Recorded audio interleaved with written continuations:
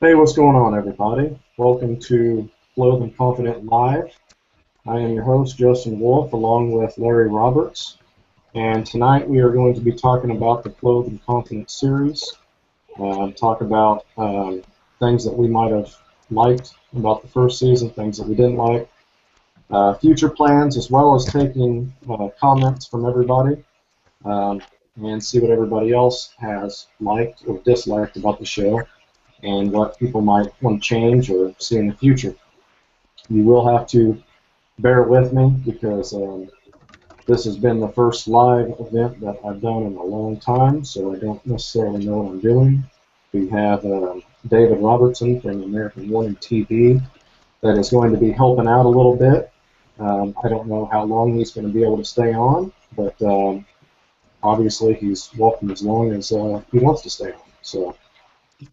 Anyway, well, Larry, what do you think, man, about the season one? Well, I had a real good time. Kept me out of trouble and helped me learn some things. Helped me get outside, get some dirt time, and learn some things. And I don't know if we debunked anything, but we definitely showed some things aren't quite as easy as what they show on TV. Yeah, I agree. And I think most of the things that they show on TV aren't quite as easy as what they show on TV. I completely agree. The thing that I liked about it was these were things that you wouldn't necessarily even want to try because what's the point? You know what I mean? And they're things Right. that you see everybody do on TV and you think, oh man, that should be simple, so I shouldn't have a problem doing that. Well, we've seen that that's not the case at all, you know. The part that really, or one of the ones that stands out that really surprised me was the binoculars. I mean, I had no idea how to get into that. You got into yours quite a bit easier than I got into mine. I was just going to sit there and saw on that stupid thing until I use it for a hacksaw until I finally got into the binoculars. But it just so happened that the keeper ring finally unscrewed and got out. But I mean, I worked on that for a while. I couldn't believe, in the TV shows or whatever, they get a camera, binoculars, whatever, they hit it a couple times with a rock, and that sucker pops right out. It doesn't happen that way. Not in my world. No, I beat the crap out of that one, man. I mean, I had a big tree limb and just beat the crap out of it. I actually thought that I was going to damage the limb, or the limbs, but I was lucky and I didn't. So what do you think about the old flint and steel and alcohol? That worked real good, right?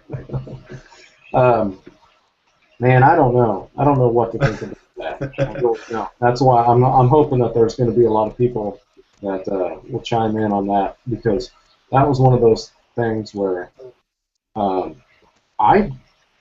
don't see it happening. I really don't. So, but at the same time, I don't know Mike Hawk on a personal level or anything, and I've never even spoke with him. But he seems like a pretty genuine guy, so I can't see that he would actually fake something like that. But it makes me wonder if, like, the producers or something like that may have, I don't know. You know what I'm getting at. Yeah, I don't think he would have faked it. I'm not sure what the benefit to him would be other than the cool factor. I mean, I think he could have pulled something else off. I mean, there's a lot of things. I've watched all his shows, and he came across some, just for instance, he came across some booby traps that were shotgun shells and mouse traps and a nail and stuff. I mean, I can't remember if I asked him about that or if it was on, he posted about it, and I think I asked him about it just in a general forum. And, I mean, I think that was genuine. And I think that the whiskey and the natural materials and stuff was genuine. However, he may have been out there for 6 hours. Right. That, I mean, somebody else messaged him and said, "Did you really do this?" And he said, "Yeah, it was a pain." So I completely think that I kind of think that he did it, but on the other hand, I mean, maybe it was 2 days worth of filming. I don't know. I mean, it was tough for him. I know that. Yeah, exactly. Um, You know, the one that was the hardest for me, and it's the one that I thought was going to be one of the simplest, was the torch. And that's when we first started talking about doing the torch. I've always thought, you know, that would be fairly simple to make, you know, blah, blah, blah. But here, where you don't have those awesome resources and everything else, I found out that that was actually a pretty big challenge. And I still don't have it, you know, mastered. You've seen that I burnt the crap out of myself, and the thing was raging out of control. But I got a few things that I want to try with it next. So Well, you don't have the resources that I do. I mean, you saw me. One of mine was grabbing some birch bark and sticking it between a split stick, and it burned for what, 5, 8 minutes, something like that. yeah, So for you, you basically have to take a tree or a stick, whatever, and build a fire in it to make a torch. So, right. I mean, I think you did pretty good last time. Yeah, it did okay, but there's still some things that I want to adjust with it. I'm gonna do another video on it. It won't be a part of the Clothing Confidence series, but you know, I'm gonna do a third video on it at some point and try another route. You know. Someone just said So that I let my dog drink or let my dog drink energy drinks, and yeah, you would think so. My dog isn't saying. I've met your dog in person, and I can vouch for that. Yeah, she woke you up with some rather friendly licks, right? I still feel dirty. So So, you know, one of the things that when we were just talking about the different resources and everything else is um, I don't think everyone quite understands how cool it is that we live completely, you know, in separate areas with different resources and everything else, so that way we can try this stuff in completely different regions. You know, and the other thing is a lot of people don't realize that you and I do not communicate hardly at all when we say, okay, this is what we're going to do, but then we don't communicate with how we're going to do it or anything like that. So that way we get two totally different videos. right, and like you said, I'm not sure if people realize to the extent that we go. I mean, we are pretty careful in we message each other back and forth about what we're going to do or uh, just the basic idea. But I mean, we're pretty vague in what we tell each other. I mean, we want to be that way because why, you know, that would spoil the fun if we knew what each other was going to do. That would give, I may project my idea on you and you may project your idea on me. It wouldn't be fun. It wouldn't be original. Exactly. So I like the way that we do it now. There's been times that I Yeah. wanted to ask you, like, man, what are you going to do? You know what I mean? But like you said, it's just not fun. Well, it's fun to see, you know, just you're dying to ask, you know, I'm dying to ask you, you know, what the heck what did you use or do or whatever. But then when the video comes out, it's, you know, delayed gratification. It's better that way. Right. So let me ask you this. Um, what was what was your favorite thing about this series this season, and what's your least favorite thing? My favorite thing is just one of my favorite things is having you for a partner. I mean, I think that's pretty cool, man. I'm super honored that you asked me to do this with you. Um, really honored, and just being able to. It. I like doing this stuff. I like getting out. I like getting dirt time. I like learning new stuff, and to try the stuff on TV, which, you know, if you've been around the block a little bit, half the stuff you see on TV, you know, is they worked on it for a long time. There's a lot of editing. If you do YouTube videos, you know there's a lot of editing. You can film for an hour and get 20 minutes worth of video or whatever. So, you know, they leave a lot of stuff out. So I like being able to go into detail and showing people, not necessarily that I know how to do it, but my experience going through how I did it, you know, or failed, whatever. Mm-hmm. But just being able to get out there and explain stuff and really dive deep into the stuff is really my favorite part.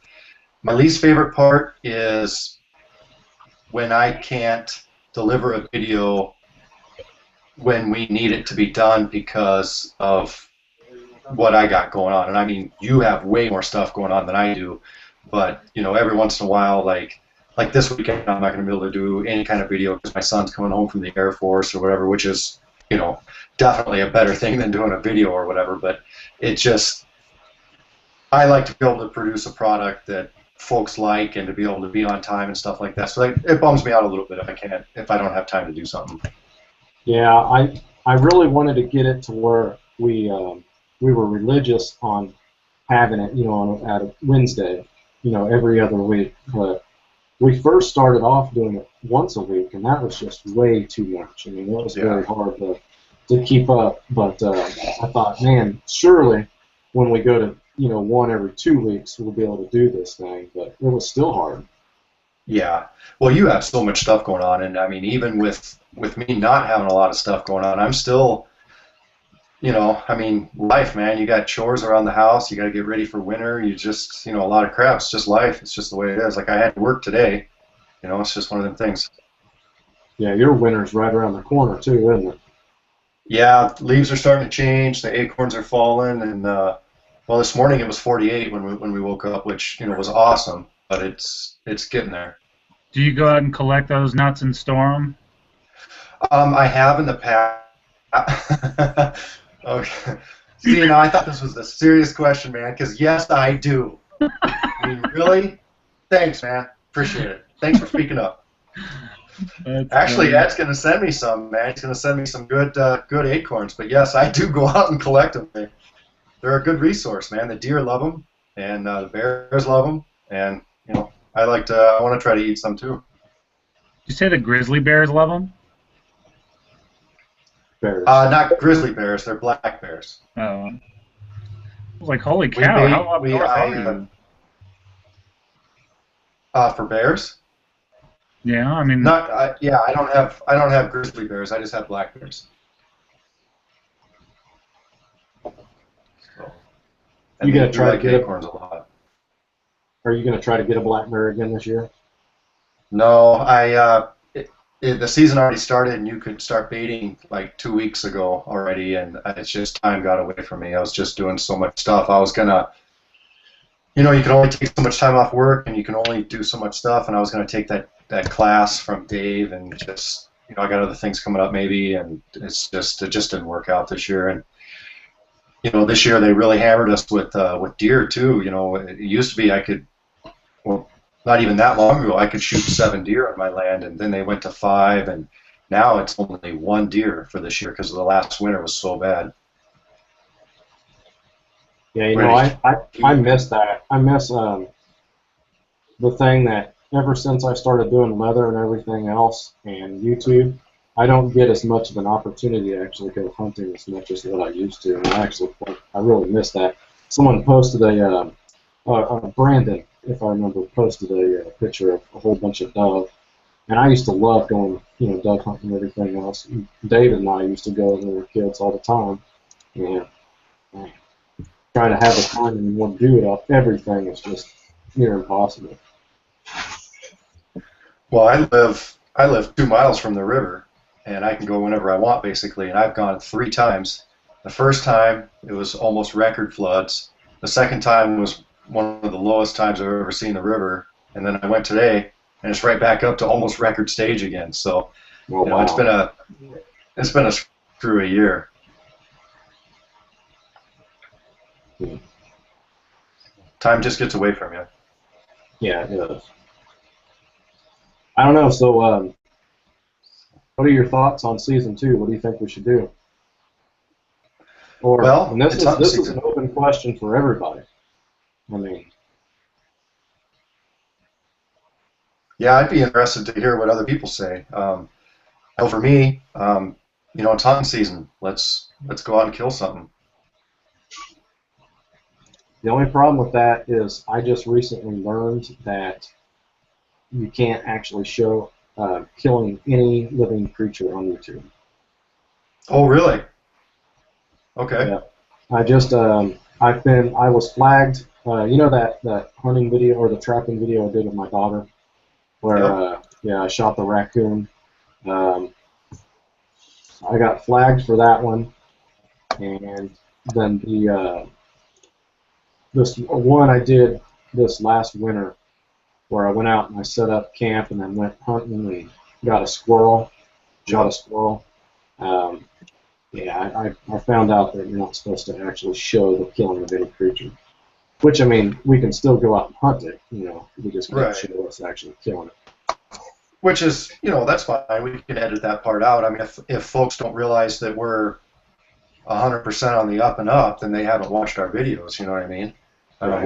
We're not out there showing crap that we didn't do. We're not, showing a fish that we fished, with modern equipment and sticking a gorge hook in its mouth or something.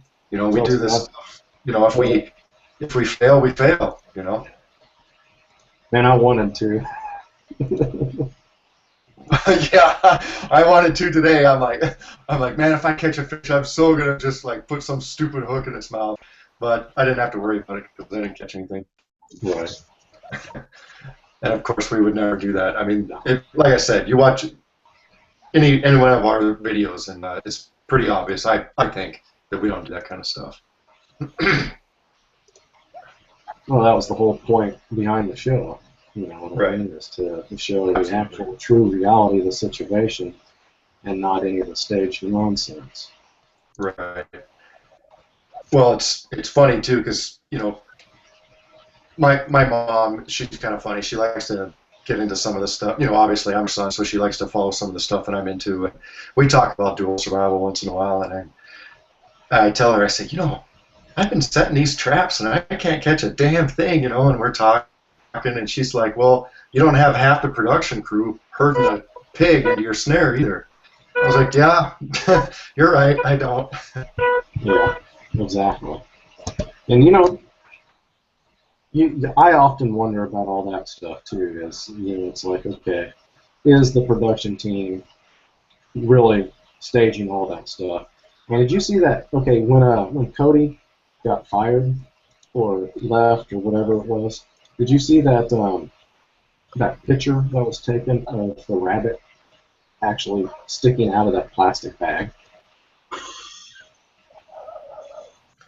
You broke up a little bit. The rabbit sticking out of the plastic bag? Yeah, Is that what you said? yeah, the video, the last Yeah. video that Cody and Joe Tedeye did, Yep. where they came across that snowshoe pair. Yep. Yep. Well, did you see the picture that was taken of them standing next to the production crew, where the head or the ears of that rabbit was sticking out of a plastic bag? Absolutely.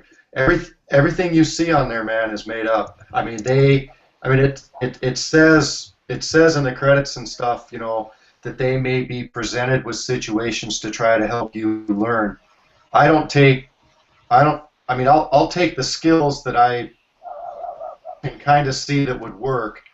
I can see, some of that stuff working, but if they kill something, except for maybe like the last few with Matt Graham and his atlatl, I think he did, stick that pig and stuff like that. But some of that stuff where the pig just magically goes into the snare, or even way back when Dave, and I haven't talked to Dave about this, but even way back when Dave was in the jungle and he's messing around with some snare or something, and he hears a pig, 100 yards down the road or whatever. It would not surprise me in the least if they didn't grab that pig and shove it in a trap and then snare it. I mean, they're just showing you. I mean, it's just TV, man. And none of that stuff would surprise me at all. Well, and oftentimes I don't think okay, like you were just talking about, like Dave, I don't know that they would actually know that the production crew is planning on doing that, or I don't know. I don't know, man. I wouldn't, I can't speak for. I'm not going to speak for Dave. I have my personal opinions about Joe, and I think that Joe would have no problem with that. That's just my personal opinion. I don't think they're going to do stuff that these guys don't know about necessarily.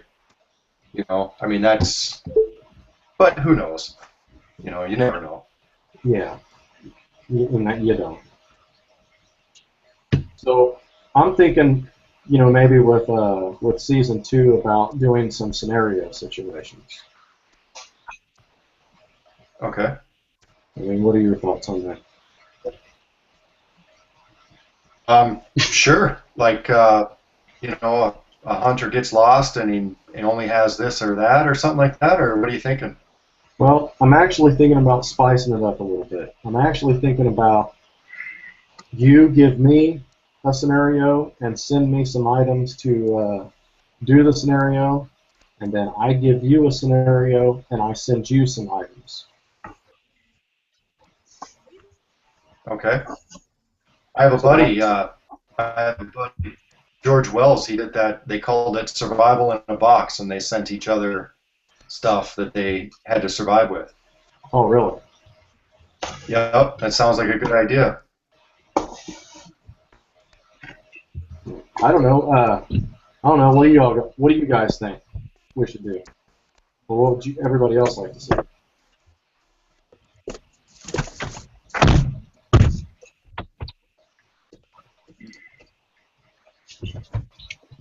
Everybody shy? I think some of the guys are muted. Oh, really? By me or somebody else? I don't know. Why don't you just go down the panel and ask each one? Like, we'll start with Ed, and then we'll go to Filthy, and then Taylor.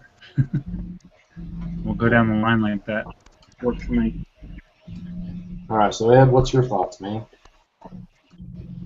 I reckon it's. Wait, hang on. Can you hear me? Because I never used this stuff before. Yeah, I can hear you. I can hear you. All right, cool. I think it's a pretty interesting idea. It will certainly eliminate any sort of like, oh, I'll take this because I know that I'll be relatively comfortable with it and stuff. It'll make it much harder and more realistic, I reckon. That'll be more entertaining to watch, I think. Do you get all that? My internet's pretty crap. Those are good points, man. You're right. You can't just take whatever you feel comfortable with, and you can't make a scenario that you think you're going to do good with. If Justin wants to send me a rubber band and a plastic bag, then I'm going to have to do whatever I have to do with it. Precisely. I guarantee the first thing I'm sending you is a condom for a container. And I was totally thinking that too. I'm thinking that's totally what you would send to. Probably freaking lubricated. This is going to be the only time you're going to hear me say this. Just give it to me dry.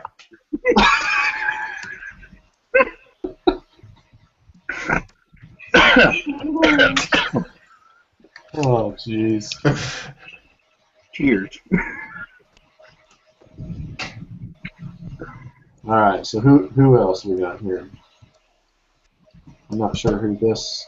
Oh, that's Edward. I think it's Philip next. Is it? Yes, sir. All right, so what's up, Phil?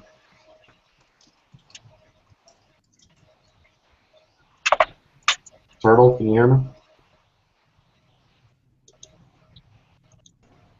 He's muted. There's a couple people muted. How do they unmute? Oh, mic failure. It's all right, man. It's first time. Bound to happen. That's right. Uh-oh, I got a visit. You going to bed? Ah, there she is. Oh.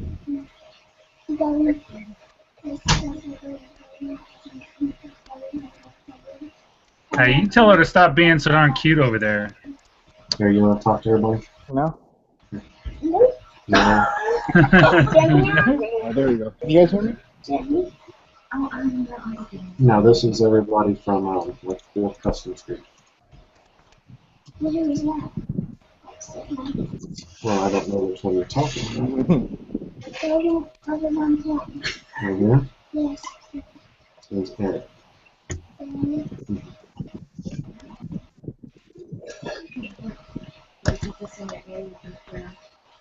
Everybody talk nice.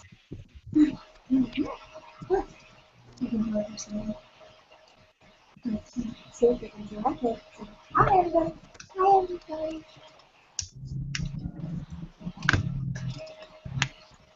No one's talking right now. Okay, guys. You guys have fun.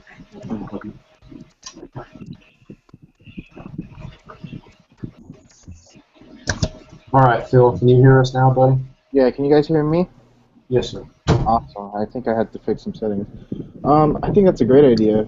Well, when I don't really see that happen ever, like scenario-wise, much anymore. I mean, we all have our own sets of gear, but every time I go out, I think worst-case scenario will happen to me. So I always imagine what it would be like if I only had like 3 items on me, if I get separated from my pack, or if I... Because I honestly feel like most likely my scenario would be that I get swept by the river with bad weather conditions, and I would have to drop my pack, or else it would carry me down into the bottom of my river, and I can't swim, so I wouldn't be able to carry that with me. So I'd end up losing everything if I had that kind of survival situation happen to myself. So that's something I would really like to see, because it gives you a new way to think about how you would handle the situation. Yeah, and you might actually get put in a situation that you don't know how to handle, you know? I mean, that's who's to actually, say- it's happened to me one time where I put my bag down, and thinking I'm Superman, I went to cross the river, and then I slipped on algae and went down like a 10-foot waterfall into like this pool of water. And I had to climb my way back out with nothing on me. So, I mean, it happens. Luckily, there's like shrubbery around for me to pull myself out of the water and then get back on top of where my stuff was. So yeah, my girlfriend was with me at the time and a few friends, and that's probably the scariest thing that ever happened to me. Oh, I bet. And that's when I first started hiking. That was like the 3rd time I ever went hiking in my life. Well, I'm surprised you went back. I mean, that's something like a... It's a learning experience. You did great.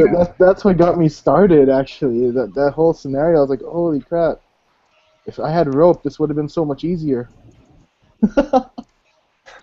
So, Yeah.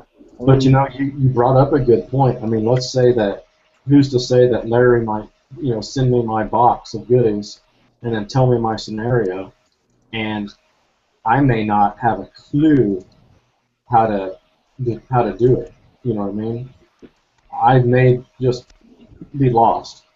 And you know, that's something else that we might think about, Larry, is okay, like I send you a package, but you can't open the package until you're out in it. That's a good idea, too, because that way you can't really Think prepare about ahead. it. Yeah. Yeah. You actually have to stop, Right. look at what you have, just like you're supposed to do in a situation, right? Exactly. Yep. Actually, I think that might be kind of a cool idea. But then again, I mean, think so too. I don't sub to Pathfinder anymore, but that's actually, I don't know if it's changed, but that's how I thought the channel was gonna be like. So that would be something really cool to see. well, they used to do a Network. ASN, Adventure Survival Network. Yeah. Survival Adventure Network. Yeah. yeah, they used to do that, and I loved that. I loved it when they did that. Yep. Those must be East Coast channels, because we don't get that here.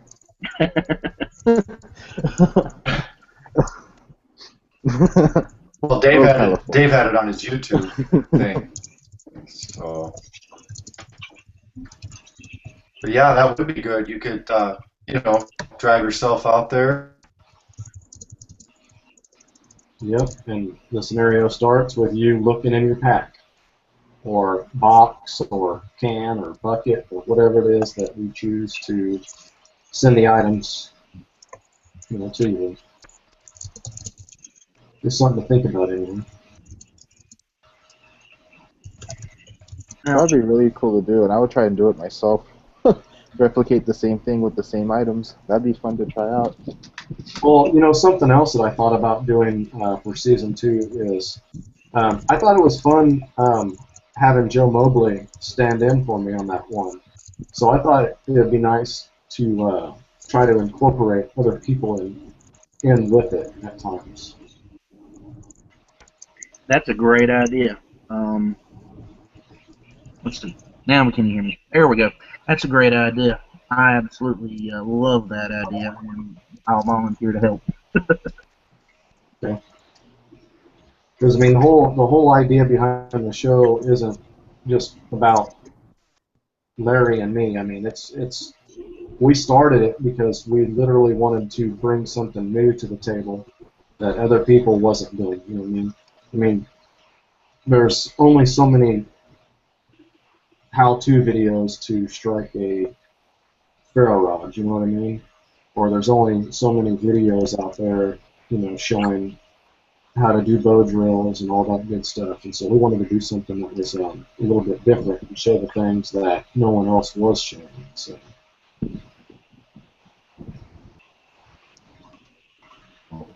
The thing I want to see is some EDC survival.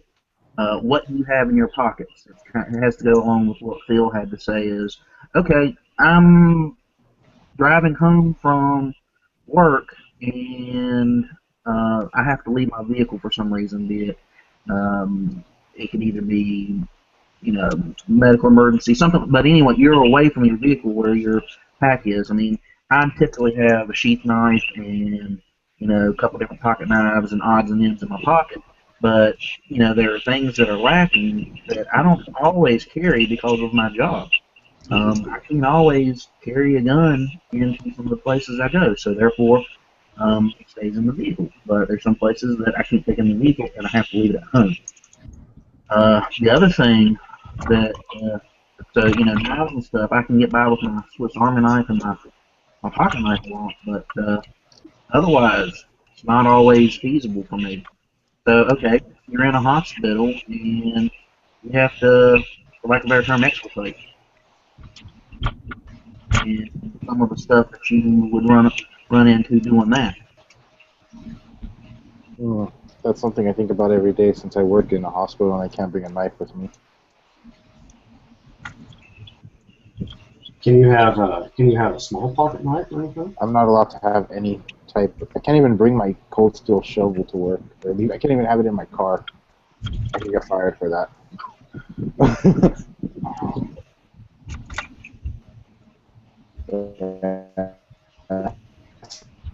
So, Yeah. that's something I think about. Oof, Every day. it's rough. What in the world? That would be my fault. Sorry. I have to deal with mine safety and that kind of stuff, which is a federally run crock of mess, and it gets annoying, you know, having to deal with it. So, Let me chime in on one of those ideas, because I was listening to what you guys were talking about right there, and I think it's important too to understand too, and this is some of what we talked about over on An American Warning, is of you know, obviously investigating or exploring different ideas in regard to, you know, things that affect you personally, right? So we're talking about, you know, knives and firearms and tools and things like that that you can't necessarily have on your person, but state law and or federal law might actually dictate the necessity for that to maybe be in your car, like, and I don't know exactly. Anyway, sorry, I'm distracted. I'm hearing a lot of background noise.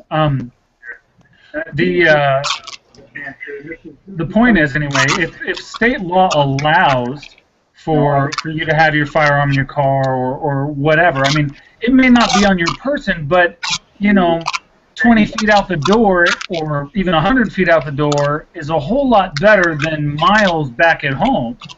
You know, so that's something else to consider too. While you can't have that on your person, you can have it close. And then at that point, you know, part of your strategy is to get to, you know, your automobile or whatever. So just something else to think about there. Yeah, I like where you're going with that. Well, and I guess the point was, because I don't know who said it, but the one of you guys was talking about, not being able to do it, not being able to carry or whatever. And for me, I'm in a similar situation, but it was one of those things that I made sure that company policy, that I made sure that state law, I made sure that everything was squared away, that I was going to be able to make sure that I had what I needed relatively close to where I was going to be. And to me, that's just a personal thing where I believe that's vital. I mean, if something's important to you, figure out a way to make sure that it's close. And yeah, that may mean some things, or inconvenience or whatever. I mean, it could mean a lot of different things for you, but you can ultimately decide how you want to navigate that problem. And here in the internal, Taylor brings up an interesting point too. Federal law trumps this stuff for me. In some cases, potentially. However, and there's a lot of fine print when it comes to law, just so you know, because of the 10th Amendment. So the 10th Amendment pretty much states that, if the Constitution doesn't say that it's specifically for the federal government, it's left to the state and or the people, respectively. So just some things to explore, and sometimes, talking about survival and things of that nature, we have to take it upon ourselves to do a little bit of that research. So we put ourselves into a better situation, even though we're, urbanized and put into a, a high population area that has these arbitrary laws that obviously don't coincide with our wishes. So. Well, Dave, you was talking about what we can carry and what we can't. I drive a truck for a living, and I deliver to a youth prison and also deliver to a military base, so I can only carry so much stuff on my truck and on my person. I would love to carry my everyday, carry, but I have to be very limited on what I carry for that reason. Yeah, that's a good point. If you're in a situation where you're constantly driving into gun-free zones, which I think a lot of people are shocked that a military base is a gun-free zone, but it is. Yeah. But anyway, so if you're in a situation where that actually is the case, I mean, obviously you kind of have to go with that. You don't want to put yourself into legal trouble in that regard, but in some cases there are, and then once again, I can't speak. There's always going to be an exception. There's always going to be an obstacle. But I know that in some cases there are situations where you're presented with an opportunity to park outside of a certain area, or to turn in a firearm or something like that temporarily while you go do your duty or whatever. I mean, I don't know. In some cases your hands are absolutely going to be tied, but I don't know, something to think. I mean, really, so in a situation like that, I mean, if you were stubborn enough to actually hold on to that idea, you could drive with your stuff, find a locker outside of the base somewhere where you could go lock your stuff up temporarily. Good point. Or, I mean, there's always something. That's what I was going to say, was the way I've gotten around this is I've got caches set up and down the routes that I travel. They're not the greatest and they're not the worst, but they provide me with tools and supplies that, my scenario that I look at is I'm anywhere as far as 330 to 400 miles away from my house in a day, and then I drive back home for that. So, with the damage done to me in military service and that kind of stuff, I'm good for 10 miles a day, period. That's it. I can't do any more. It just won't hold up. So I figure I've got a 30 to 40 day hike back just to get home in the event that I can't use the vehicle. So I've set up caches up along down different routes, as well as backup caches on backup routes and backups to backups to backups and so on. That, I might have beans, bullets, some trade items, a fifth of liquor in here and there for a while. Something that's going to help affect my survival and me getting home. Because I'm not a bug out, I'm a bug in. Bug out is the last resort. That's it. I'm not coming home. So, you know, I don't know if any of you guys have done anything like that, but a 5-gallon bucket sealed and doesn't take too awful long to get buried. No, I'd actually thought about that. There's a lot of open land. The most I travel is 100 plus, and I'd actually thought about that, stopping along the way and burying caches, especially where some of it I would be traveling across open land.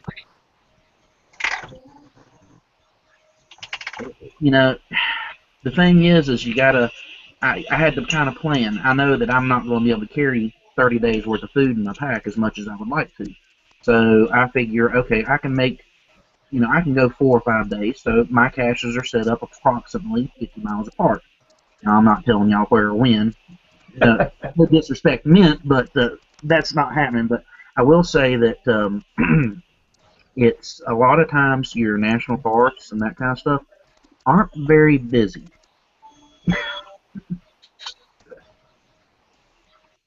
Oh.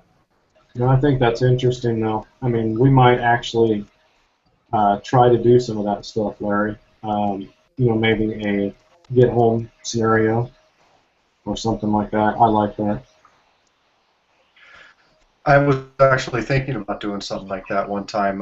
It kind of freaked my wife out a little bit, but sorry guys, my internet kind of stopped and it kicked me off or whatever. But so I didn't catch some of the conversation. But I was actually thinking about doing a get-home type deal. I live 70 miles from where I work. I figure it would take me 3 days probably to get back home, and I was thinking about doing a video on that.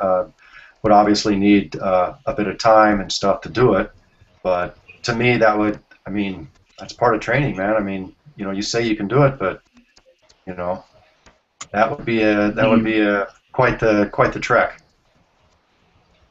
Yeah, it would. And just with the stuff in my car too. You know, I have a get-home bag in my car. Yeah, I do too. I think that's actually a very important aspect of it. But I don't know. You know, it's funny because we talk about the overlapping of you know, bushcraft, woodcraft versus, you know, Survival. politics and history and all of these other. I mean, both sides play a very important role. Economy versus this or that or the other, so on and so forth. You know, being able to think outside of the box, 5, 6, 7, 8, 20 different scenarios at any given time, you may be affected by.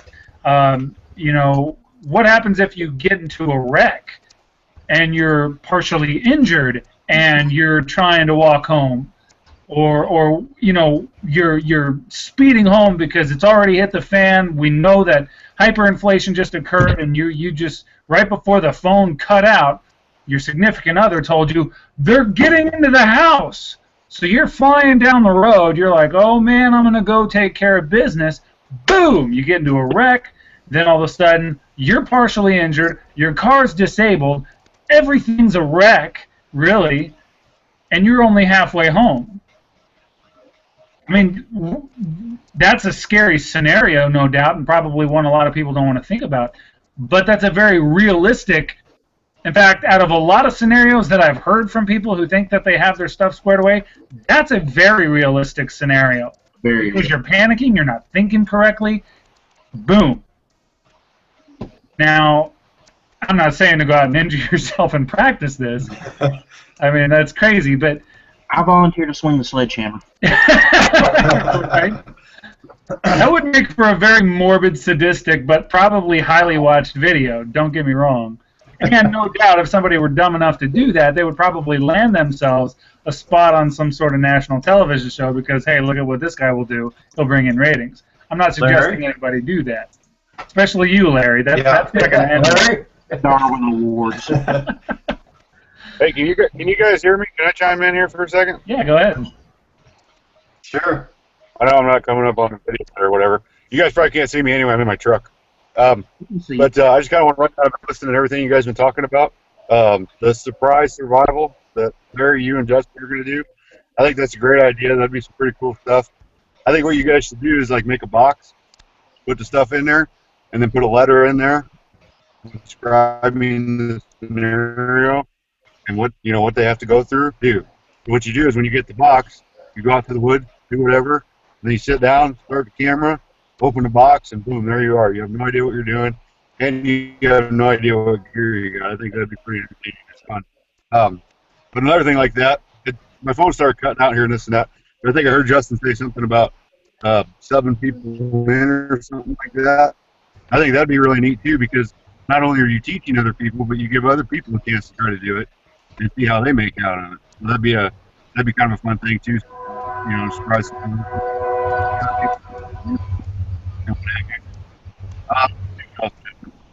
Oh, turtle. Who's got a train? Who's the one that has the train in the background? They're sitting on the train tracks. Anybody there that has the train going in the background? I thought that was Lee that was coming up. Thank you, Lee. What you got going on in your house? Nothing. That's not my house.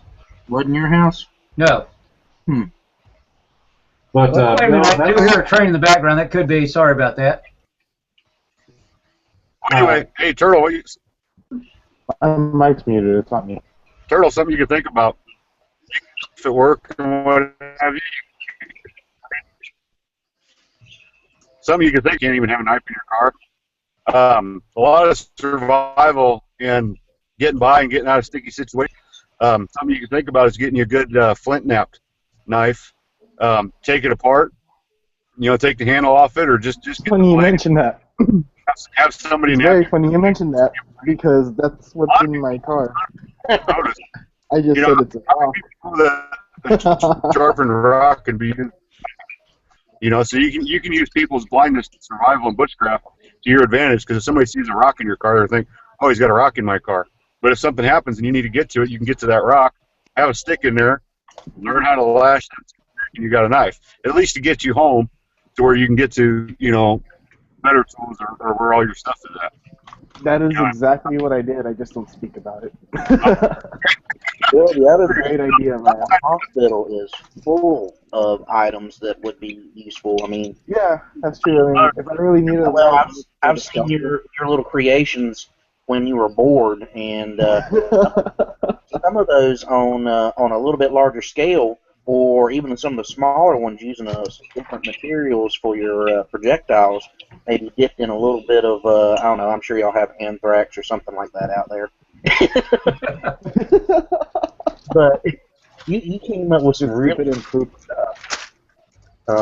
And then, not to mention, you got chemicals and all kinds of stuff. I mean, shoot, a piece of PVC pipe and some of that surgical tubing, and you've got a Molotov cocktail bazooka.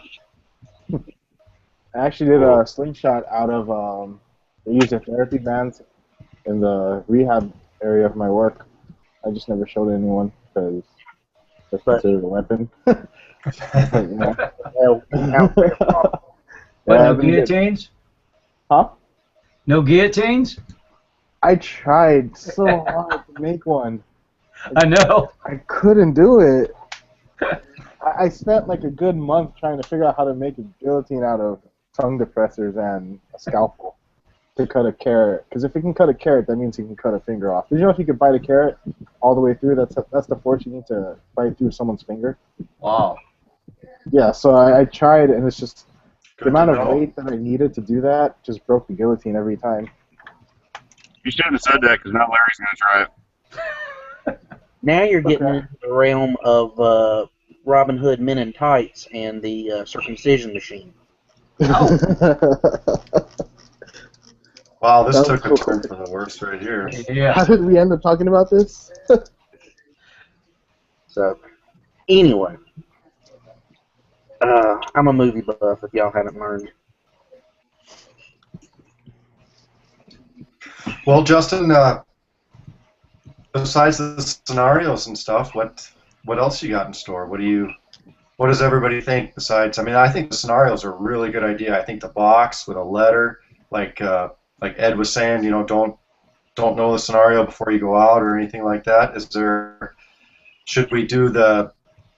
I mean, I can see a couple of episodes on that. Would would that do a whole season, or should we do something else? Is there any other ideas? If you guys do the scenario thing, I don't expect it to be like once every 2 weeks. I mean, I expect it maybe to take a long time to do something like that. After the Oh, really? editing that alone would take forever. Honestly, I mean, if you think about it, it's either gonna. I don't end up have being anything going on. I can do whatever. I don't have a life, man. I can do whatever. That's what happened. I could be like every other episode, do like a, you guys call it like surprise survival or something. You know, so do like a regular episode, and then do like the following week do the surprise survival episode, then do another one. Just kind of throw them in there to mix it up a little bit. I don't know if we do like every week or anything like that. Unless you guys want to. That's just my 2 cents. That's a great idea. Sounds good. Just an item thrown in, then you gotta come up with 4 different things or however many different ways you can use that in a survival scenario. Just, you know, something like that. Well, I don't think that we'll probably do it as in. Well, I mean, we can do it all kinds of different ways, but I definitely think, okay, like let's say that I am going to send Larry, you know, this box right here, okay? Well, I might put, you know, a knife in that box. I might put a roll of duct tape in that box, or whatever, and then I'm going to give him a scenario, and you know that scenario might be you're lost in the woods, it's freezing out, whatever, blah blah blah. You need to get a sustainable fire, you know, whatever it may be. I mean, I think that there's a lot of different things that we can do with that, and I really like the idea. But I definitely think it is crucial that the items that we send are a secret until they take the box out into the woods, open it, and that's when you learn what your scenario is, and that's also when you learn what items that you have with you. Hey, Justin. Yeah, that's the way. Go ahead. Yeah, Lee. Yeah, I was going to say, is there any way you could do that in connection with the get home scenario? Well, that might be one of the episodes, is a get home scenario. I think that's something that we really need to work on and touch on, especially with the current affairs going on, and that's something like, you know, I worry about, and I think some of you other guys may, you know, you travel in your daily work routine. You know, I'm worrying about being an hour plus out. You know, my wife calls me and said, hey, all hell is breaking loose here, and I'm stuck out on I-70 somewhere out in the middle of nowhere. You know, or there's, you know, highway gets shut down and I'm having to hoof it, you know. Sure. No, I mean, I know that it's kind of hard for people to actually put themselves in that situation. I know for like me, obviously I don't really have to worry about it too much since I work at home. But even when I didn't work at home, I was only 7 miles from home. So it's never really been that big of a deal for me. And not only that, but I don't live out in the boonies, you know what I mean? I live just on the outskirts of a city, you know, in a little town. And, you know, where I used to work was also in another small town. So, I mean, it would be more of an urban, getting home in an urban environment for me. Whereas a lot of people are going to be out in the boonies, like Taylor said, he could be driving 300 plus miles, you know, away, and God only knows where he's at.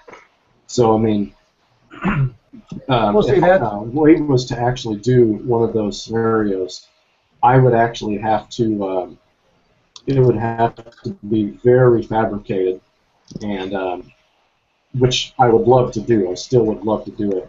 And I'm actually going to do it, okay? I'm not going to pretend that I am X amount of miles from home. If that's the scenario that I'm going to be given, I want to be, you know, probably 10 miles away from home, and I need to try to get back home. And I want to do that, you know what I mean? I want to be dropped off, and I might just do that. I might have my wife just drop me off some random place 10 miles from home, and then hoof it home with the items that I would have in my get home bag. I think that's what I'll do. That's a good idea. See, that's, you're talking about the urban and the rural scenario. So I actually live rural, but I'm on the outskirts of the capital city. So actually, I mean, you drive 2 miles and I'm urban. But if you drop somebody off here in the middle of the night, they would think they were in the middle of the country. That's where I'm situated. So I would actually have to fight going through an urban scenario to get to my home. So it'd be a little bit of both, and that's what I would be worried about, was getting through the urban area to get to the rural area where I live. And so it'd be a little bit of both. I hope I'm not rambling on that, but. No, absolutely not. I think it's a very valid point, actually. In fact, one of the other things that you want to throw in there as well is, I mean, look at, and everybody really needs to kind of put this into perspective. I mean, we live in a highly populated world these days. I mean, it's far and few between that, even a lot of people who watch, any of the channels that we either have or subscribe to or whatever, I mean, obviously, look, we all have internet, right? So we're in a very populated world, but even still, you look at a situation, say, like Ferguson. Look at how fast that town spun out of control. Okay, so imagine any town that you're in spinning out of control. I mean, any major city that you're next to spinning out of control. I mean, these are things where it obviously can happen. So not only are you having to deal with the people of that town freaking out because they were not prepared food-wise or monetarily speaking or anything else, then you also have to deal with, too, trying to navigate your way through, if you look at a situation like martial law. And then we're not talking about, it could be economic collapse. It could be, look at Katrina, for crying out loud. It could be a natural disaster. Greensburg. It could be an earthquake. Everybody's hearing about the earthquakes, volcanic eruptions. I can think of a million reasons or different scenarios that you could talk about. You'd have to navigate National Guard, police, chaotic people, the actual element itself, maybe rain. Could be. There's so many different factors that I don't think a lot of people really pay attention to. It's just that one little focus. Well, I can defend myself against my neighbors. Okay, great. But what about everything else?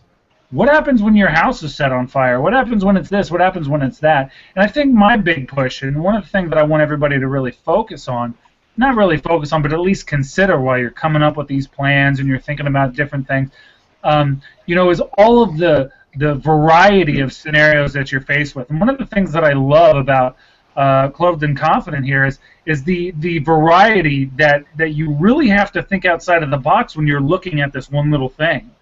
And to me, that's so important, because you guys were talking about torches, and which was a lot of fun, by the way. But holy cow, think of all of the different things that a torch would be good for outside of just somewhere in the middle of the woods.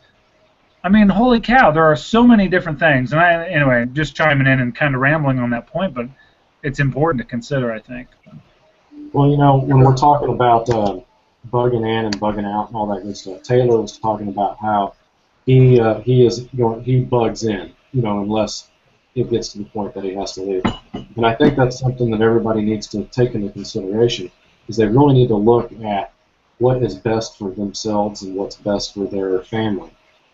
Where I live, I damn sure would not stay at home. I would grab my crap and get out as soon as possible, because not only do I live in an urban environment, which in an urban environment, just like Ferguson, and how it spirals out of control, that's exactly what's going to happen in damn near every urban environment. So that's the first thing that I want to do, is I want to get out of there. The second thing is I live right along I-135, which is a major highway. And so, like, if it was, let's say that it was an invasion type scenario, or we're at war, and it's on our soil, I-135 is going to be heavily used by troops and everything else. So rest assured, I'm going to be getting the hell out of Dodge. I'm not staying in my house. Whereas some people might be 70 miles out in the middle of nowhere, and they might not have to do a single thing but bug in. So I think each individual person has to take a look at what they're faced with and adjust for it. Well, You know, I think Go ahead. I think it depends on the time situation too. I think for the short term, I live in the country, I work in the city, so for me it would be a get-home type situation. But if it were, which would work in the short term, and I'm talking within month or 2 months. But if times got really, really, really bad, where it's hard to fathom such a situation, but I mean the Great Depression or something like that, where nobody had any work or anything like that, your house isn't going to be your house. I don't own my house. I pay for my house. People are, unless you want to,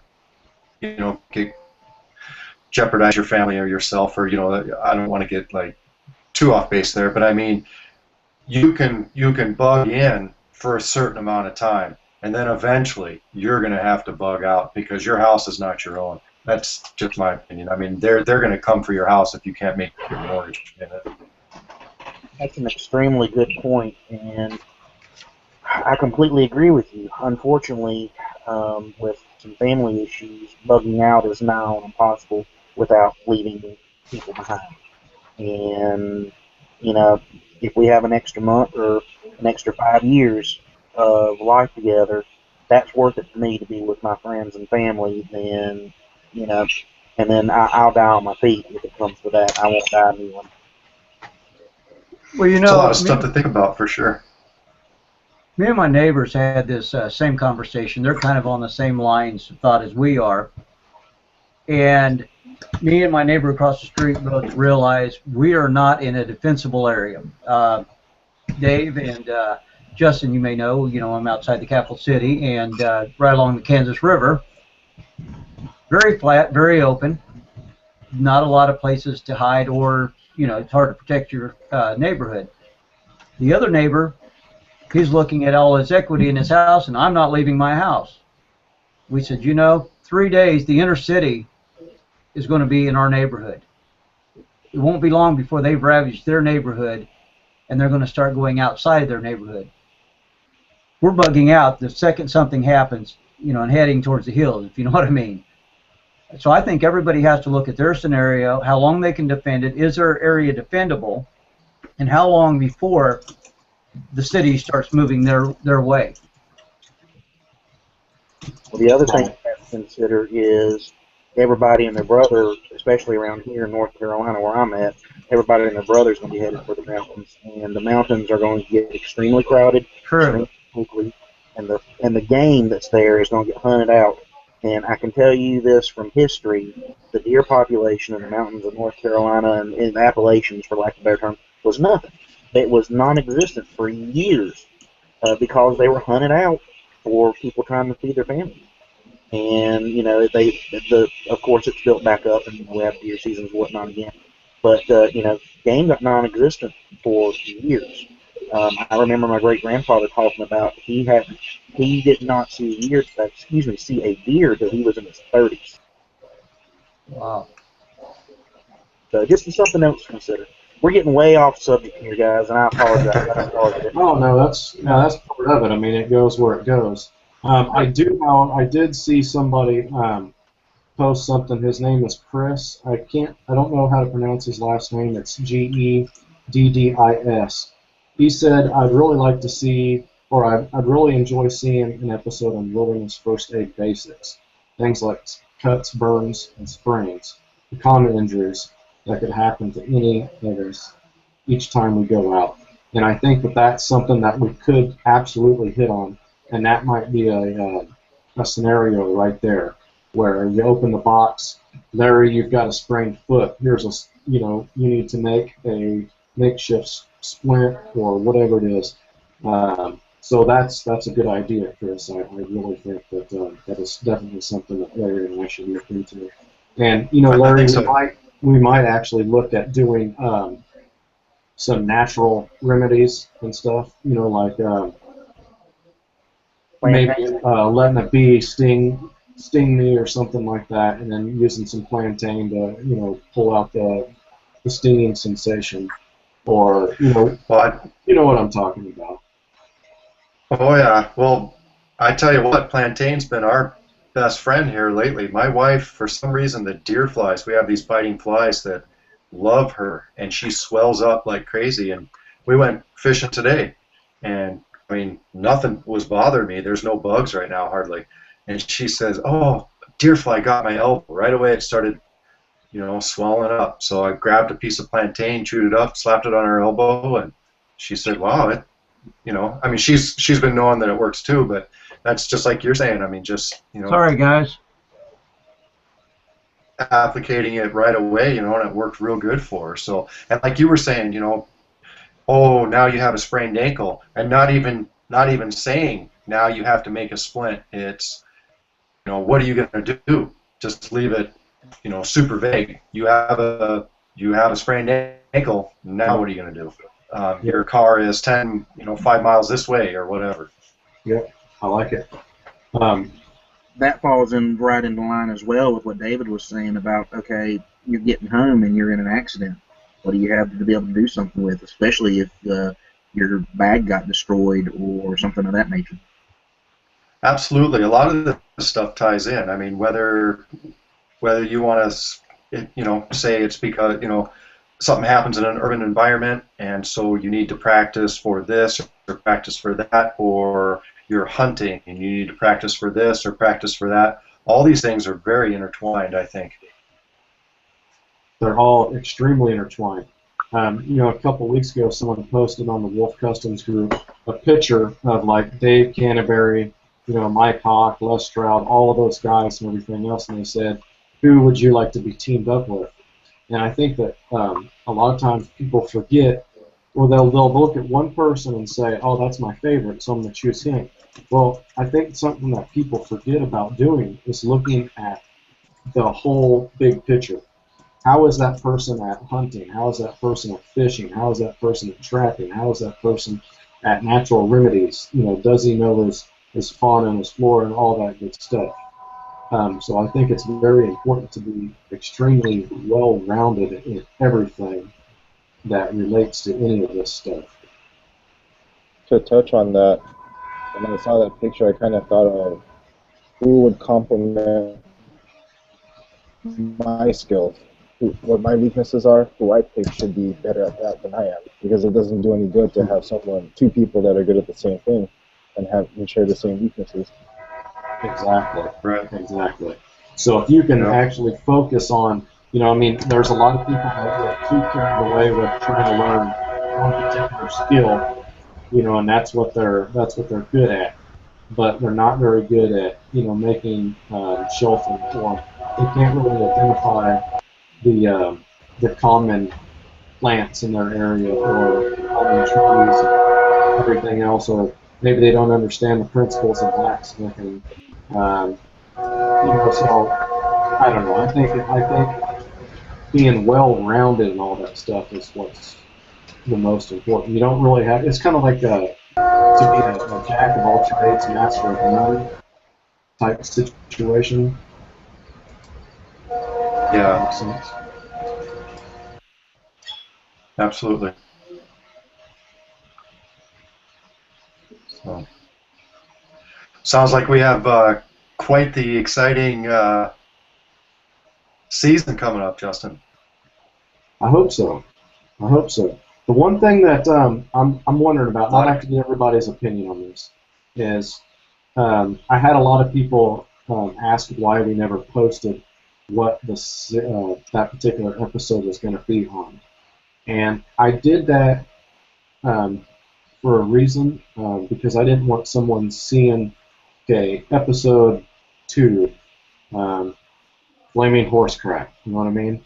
And then I didn't want someone to say, I don't need to see that, and then bypass it. I wanted everybody to watch every single episode, because I just didn't want them to have the notion in their head that they were beyond it or above it or whatever it may be, if that makes any sense. But I don't know, Larry. What do you think? Do you think that we should start posting what the episode's going to be on?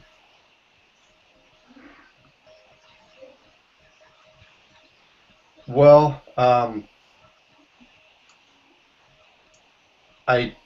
do see your point, and I do see other people's points. I know that when someone asks me a question about them, I either need to start taking notes, or we need to put a description on there, because somebody asked me, "Oh, hey, what about this episode?" I had to look through every single episode and go like, "What the hell was this one on?" or whatever.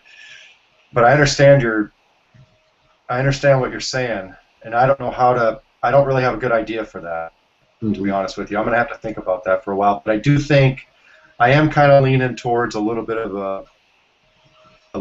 a description on them, Yeah. or some way to set them apart from the others. You know what I mean? Yeah. The reason I said that is because, like, I mean, you take the one that we did the parabolic lens with, if you was to put on there a parabolic lens, a lot of people would just bypass the episode thinking, well, that's going to be boring. It's on a parabolic lens. Anybody can start a fire with that. It's just solar ignition. Yep. But it's completely different from using a magnification card or a magnification lens. And I just don't want people to bypass it because they think that it's not important for them to watch. Maybe a vague description. Maybe I can't really think of anything off the top of my head, but maybe well, that one that we were doing with the broken lighter, dual survival. Maybe the description would be dual survival gets a fire with something. I mean, I don't know. I'm not really thinking clearly on that right now, but just a vague description that will help us identify what the video's on. You know what I mean? Yeah. Just a little taste of what it's about without giving the whole thing away. Teaser.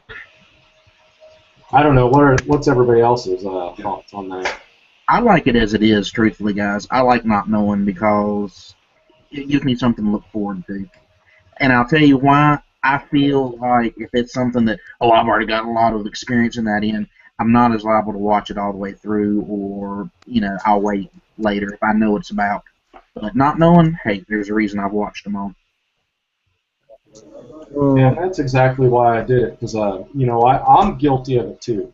I mean, I go through my subs and everything else, and if I see a video that's on, a certain subject that I feel very comfortable doing, a lot of times I don't want to watch it, you know what I mean?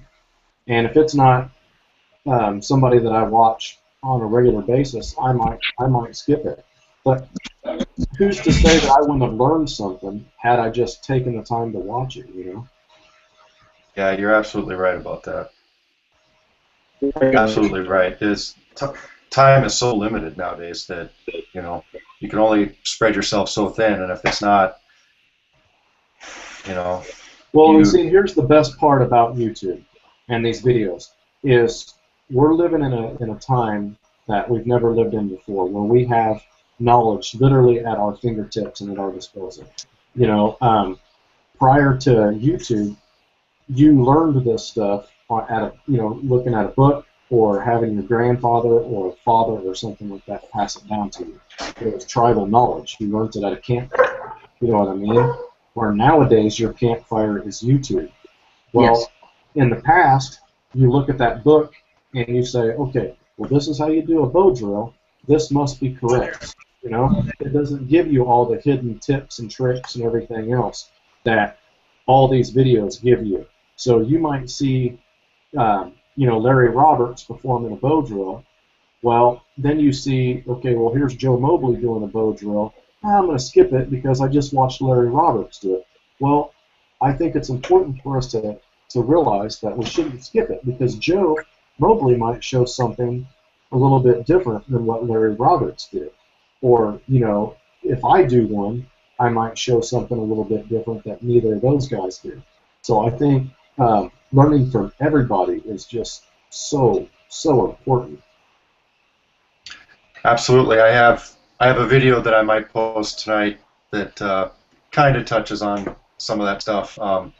Like what you're saying, I mean, there's so much information nowadays, and it's not like back when, I'm not too much older than you, Justin, but I mean, you're a lot more, you've been on YouTube a lot longer than I have and stuff, and I just kind of recently found it. But for me, it was these books with these black and white pictures and stuff like that. And nowadays, just like you said, you can gain knowledge about the same skill from 10 different people and maybe learn 10 different things that are very vital to your skill. I know Joe Mobley posted something the other day, and he was talking about the sound of the wood when you make a bow drill fire.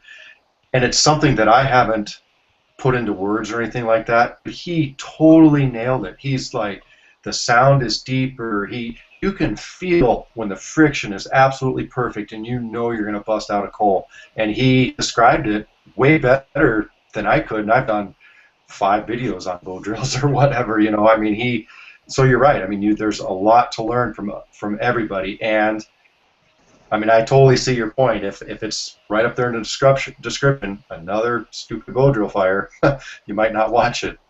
Yeah, exactly. But I don't know. I do. I think it's very important because I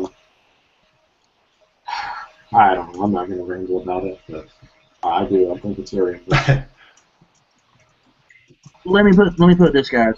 The number one thing is we want you to continue to have fun. We don't want this to be a chore for you guys, even if you have city hands. Sorry, I couldn't help that. But I don't. Well, I can tell you this, for me, it has not become a chore at all. It's been an absolute blast. I've enjoyed every single episode, and there's been some of the episodes that have completely surprised me. The one that really surprised me was the binoculars, the binocular lens, and the horse crap, trying to get an ember on horse crap and everything else. That video really shocked me because, I'll be honest with you, I truly thought that I was going to bust those binoculars open and be able to get an ember with natural material, uncharred material, no problems at all. And that magnification lens just wouldn't cut it. Now, I could have sat there for a long time and probably got one, but the sun had to be perfect. There couldn't have been a cloud in the sky. It would have had to have been about anywhere between 12 o'clock and 2 o'clock, you know, in the afternoon, or it wasn't going to happen. That one got me. That one really shocked me. Well, I think we both use small binoculars too. I mean, a lot of people kind of get hung up on the magnification of the binoculars, but it's also the surface area. The surface area, the diameter of the lens is huge. You can use a 3-power one, and it's going to be better than a 20-power little tiny one, you know. Now, you know what I should have done? And I'll be honest with you, I didn't even know this. I had seen somebody else do it. Taking the one lens and stacking it on top of the other lens. You know? I never even thought of doing that. Oh, okay. And that's why this YouTube thing is so important.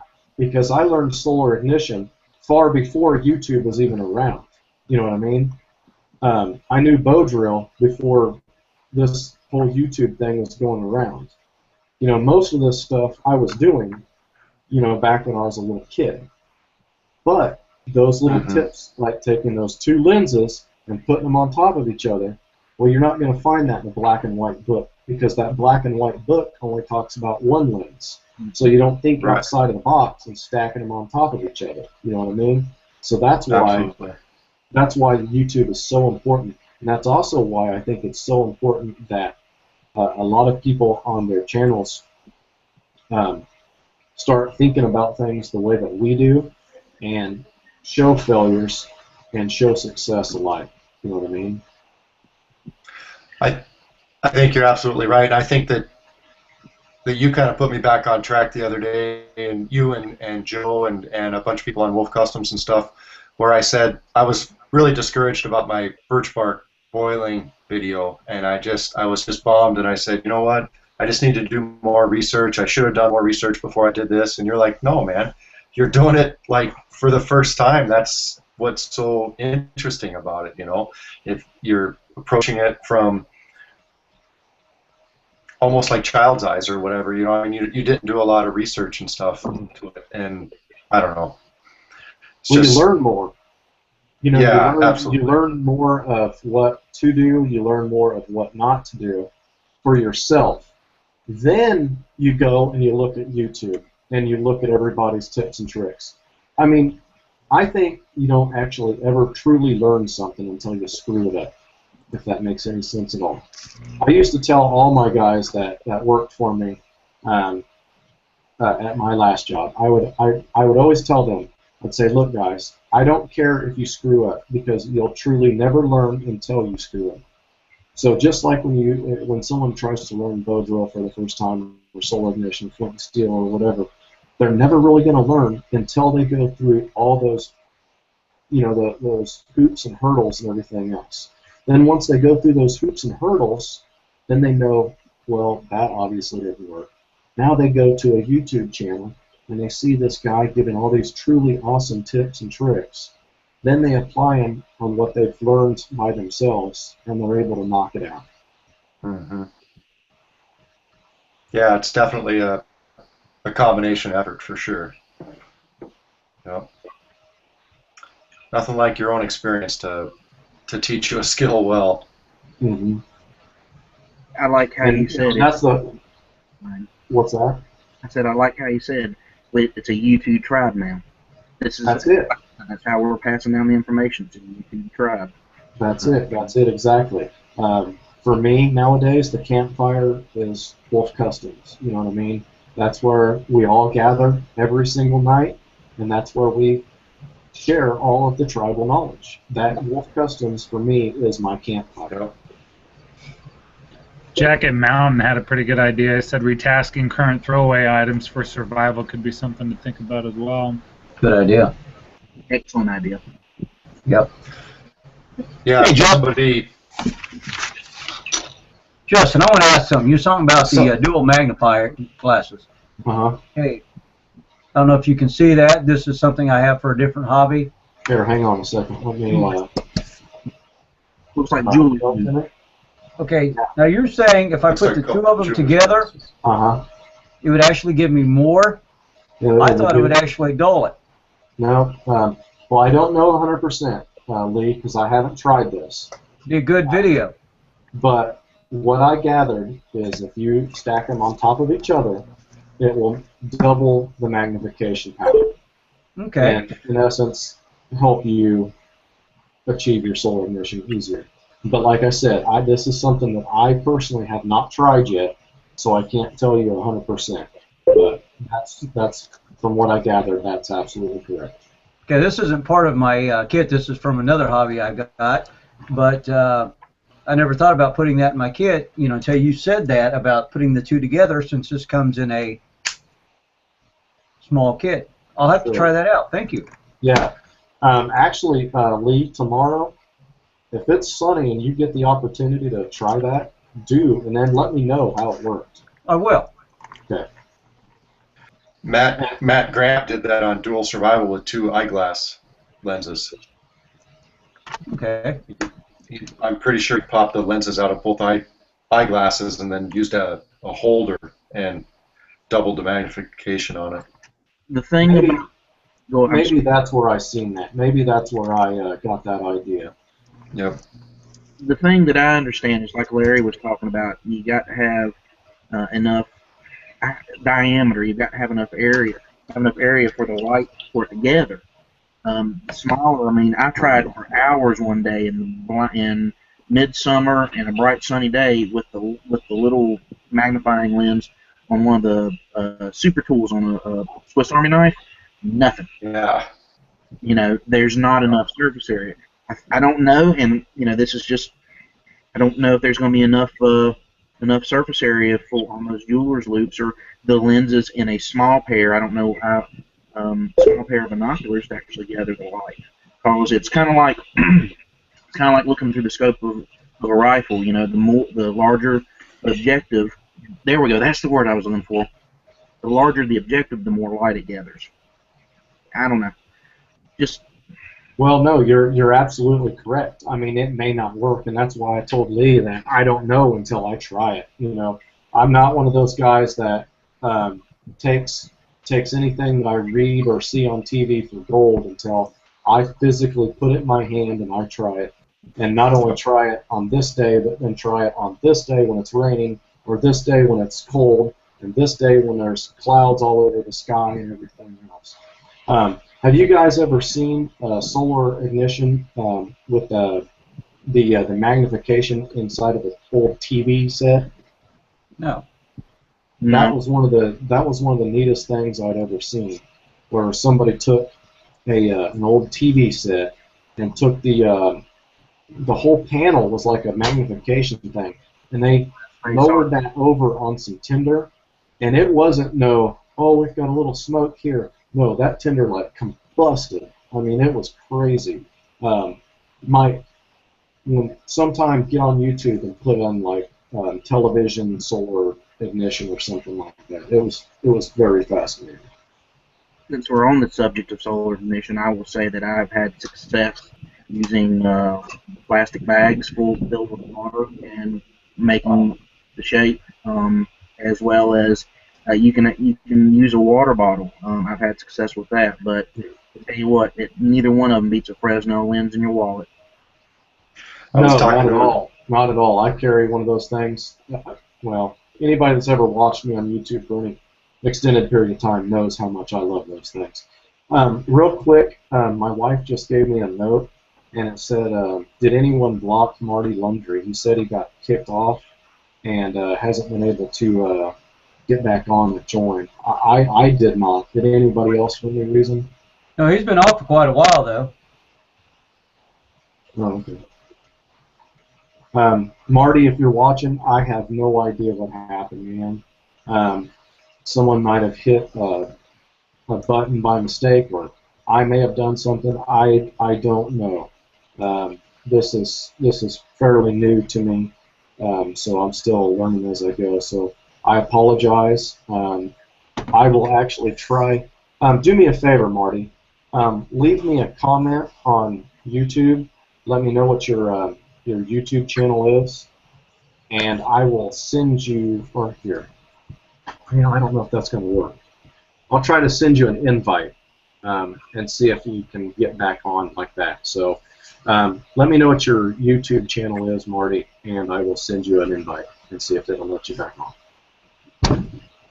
That's funny. You guys were talking about the solar fire, and Taylor, you were saying you used a bottle. A guy at work was talking about that. I think he was saying his house when he was a kid caught on fire because his brother collected 2-liter bottles, and somehow it must have been just the perfect distance away and burnt. It was didn't have actually burn his whole house down, but burnt like a room down, and then they actually recreated the experiment outside, and it didn't take long at all, and that siding, the wood siding, burnt right up. Wow. I tell you what got me was I left a 2-liter bottle of water in the seat of my pickup truck and had a nice burn spot, black spot in my seat. So, yeah. And then come to find out, it wasn't much long after that, I bought Cody Lundine's first book, and he mentioned something about that, I believe, in that book. So it just kind of confirmed, well, hey, there we go. So now I got to go try it. We actually had a liquor store catch on fire. The same guy was telling me we had a liquor store catch on fire because they put those nice clear bottles of vodka out front. Caught that sucker on fire. Woo! Talk about an accelerant. Yeah. Okay, Larry, you need to. We need to write this down now. Something that I want to try for Clothing Confident is fire my ice. Yes. I've always wanted to try that. I've never tried it. I've always wanted to. And the reason I never have is because our weather here is so sporadic that we don't really get a lot of thick ice. You know what I mean?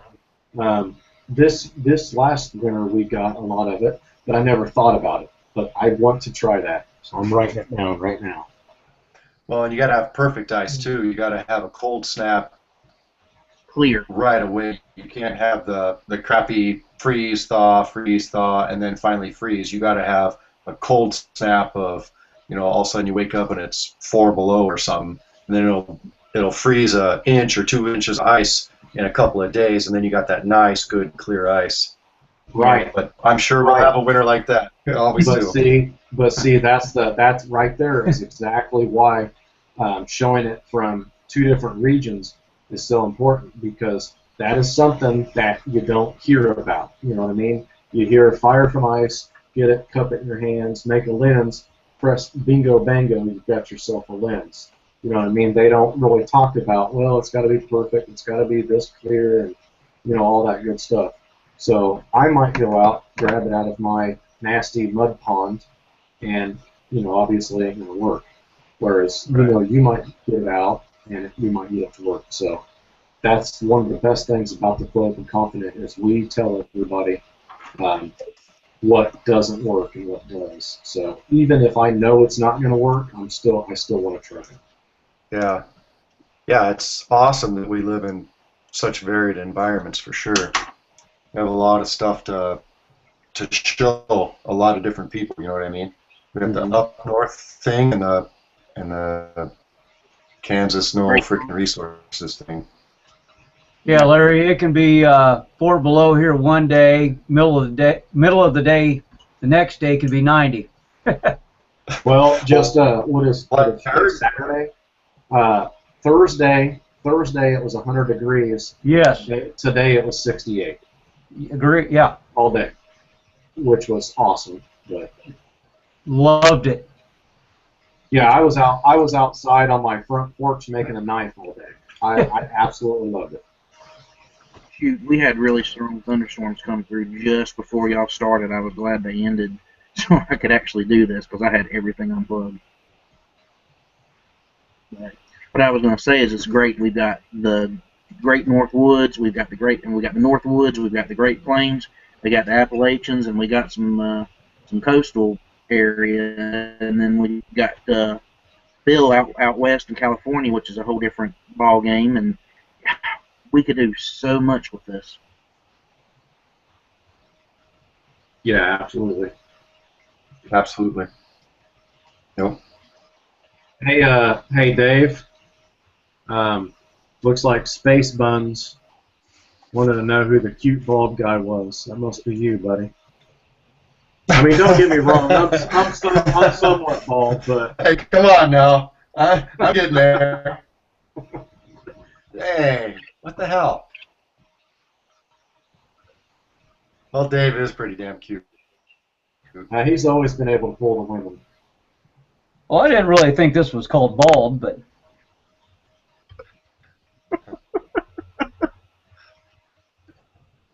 Hey, welcome back. Put a hat on this time. So I think we've got some good stuff going for next season, Larry.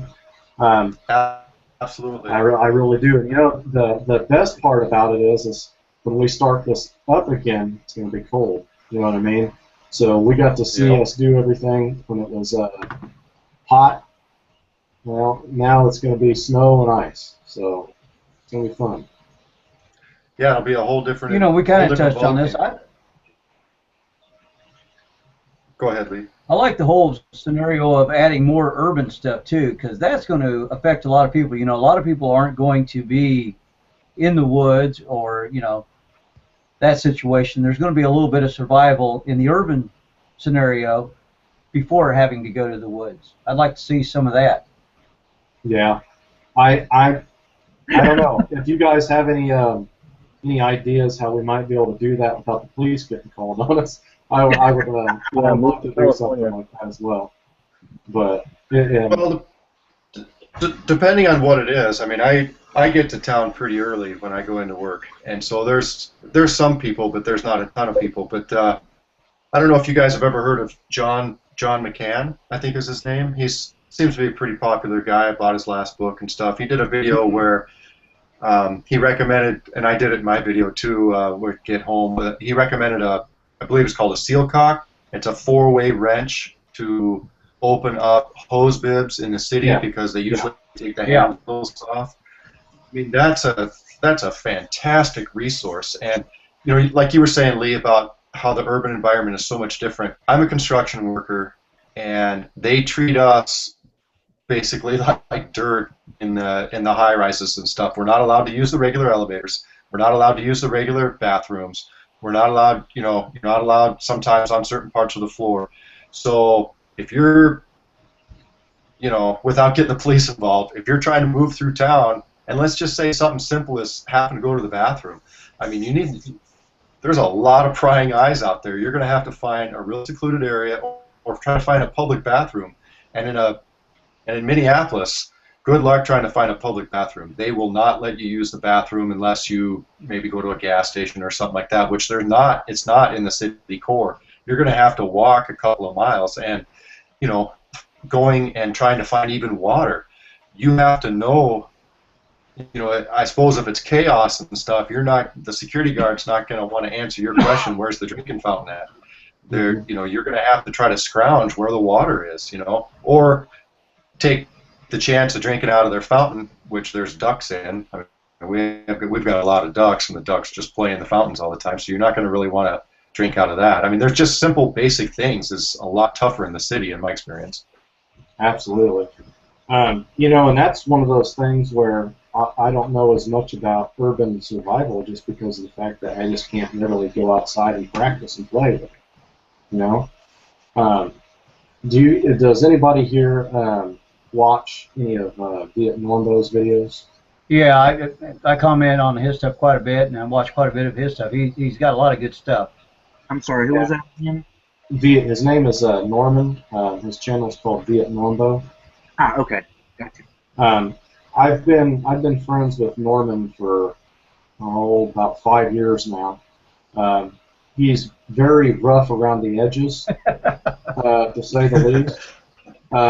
But he does have a lot of when it comes to urban survival. He's got a lot of really cool tips and tricks, things that a lot of us would never really think about. So I mean, if you guys haven't seen his stuff, take a look. He will put up videos, and then he takes them down. He puts up videos, takes them down. So I mean, you may not see him. I don't know. He's very sporadic with his channel. But like I said, he's a little rough around the edges, but he tells it like it is. Yeah, he definitely tells it like it is. Yeah.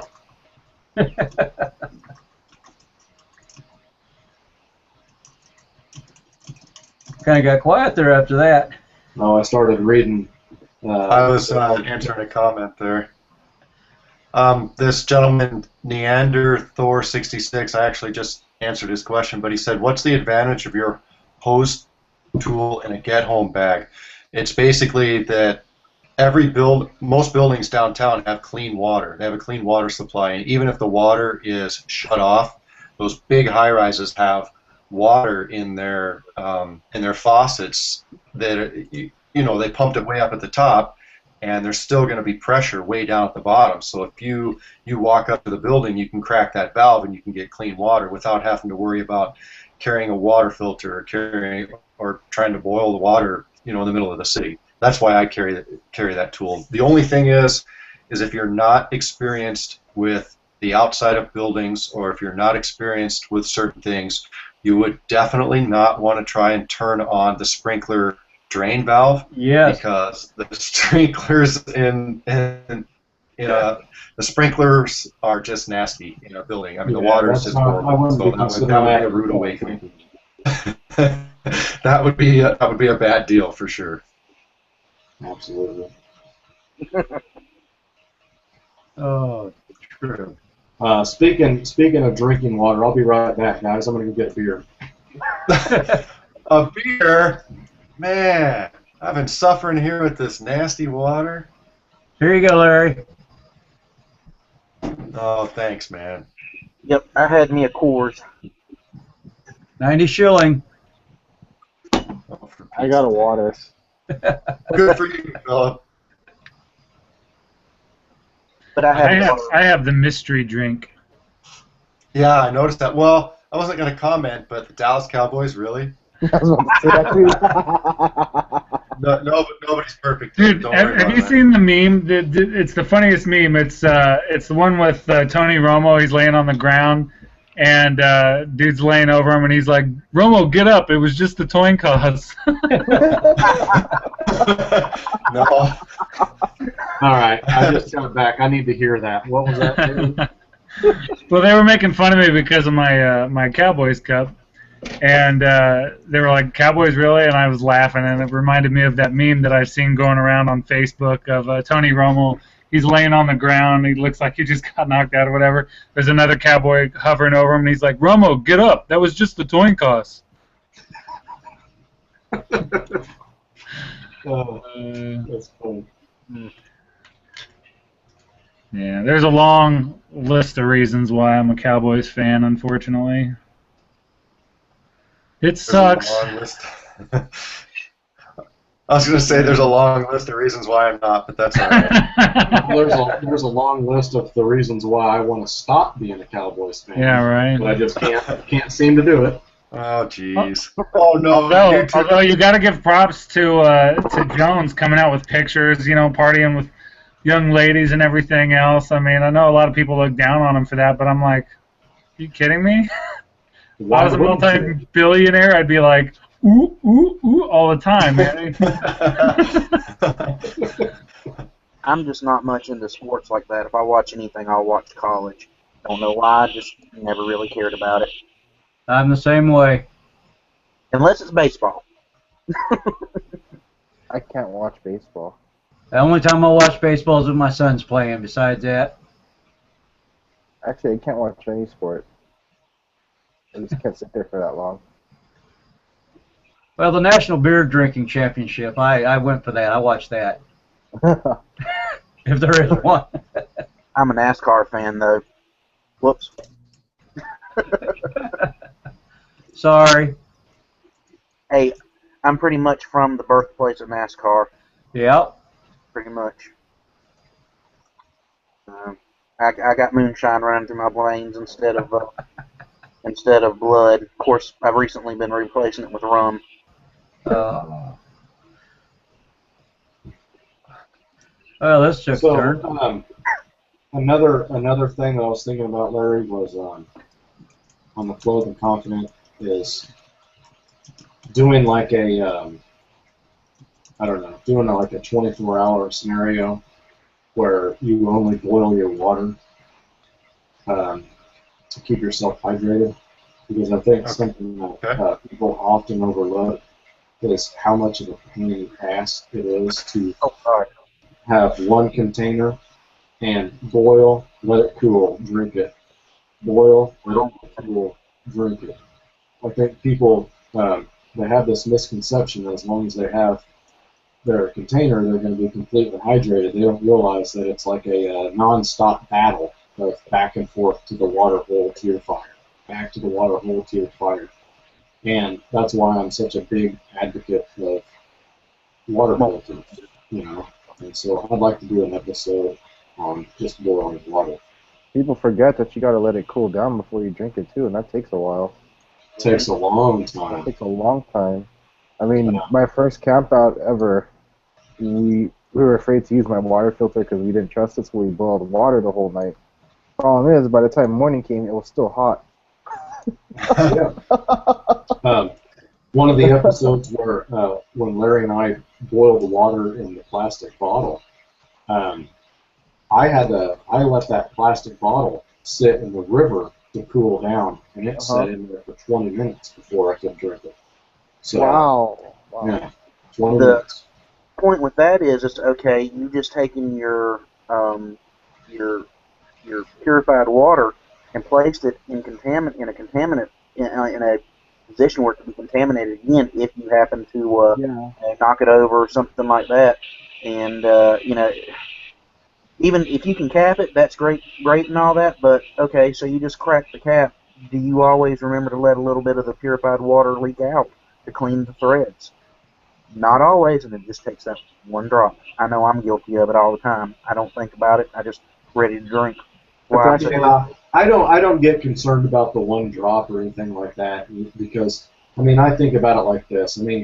Every time you go swimming in a lake or swimming in a pond or a river or something like that, you always get water on your lips and everything else. You always end up with a little bit of water in your mouth. You know what I mean? So I never really worry about that little drop anyway. And I'm not saying that I'm not saying anything against that at all. It's just, you know, what I was saying was if you have taken the time to purify that water, to do what you've just done with it, boiled it, filtered it, whatever, then in my mind, I should be making absolutely positively sure that I'm doing everything I can to protect that. That's just no. That's just my No, thought. But hey, I I'm looking more to talk time, so I'm not afraid of that one drop of water. No, I completely see what you're saying. You're absolutely correct. I mean, I put that water bottle in that river to cool down just because I wanted to speed up the cooling process so I could finish up the video. But if you don't have the means to put a cap on and put it in there to cool or something like that, and you have to leave it out and just cool. Well, like Phil, you know, in California, it's always 100 degrees. Yeah. You know what I mean? So, I mean, does that water ever actually cool? No. You know, actually, can I share a story about that? Sure. Because of my fear of using a water filter and like the whole Giardia thing and all that, my first camping trip, I actually almost pretty damn close to heat stroke because I refused to drink the water without boiling it.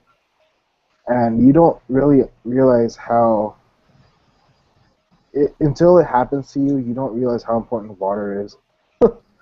Honestly, I mean, what I experienced that day, I almost gave up walking back home and just wanted to give up there, but I had really good people with me. And yeah, I mean, it put into perspective how important it is to actually practice these things versus having all this gear. I mean, the reason why I try so many different things is because I've experienced a lot of bad crap happen when I'm out there. And if my camera didn't break, I'd be showing you what's been happening this whole summer with me, because I've been dealing with like 112 degrees weather because my mountains are full of iron, so it's even hotter up there.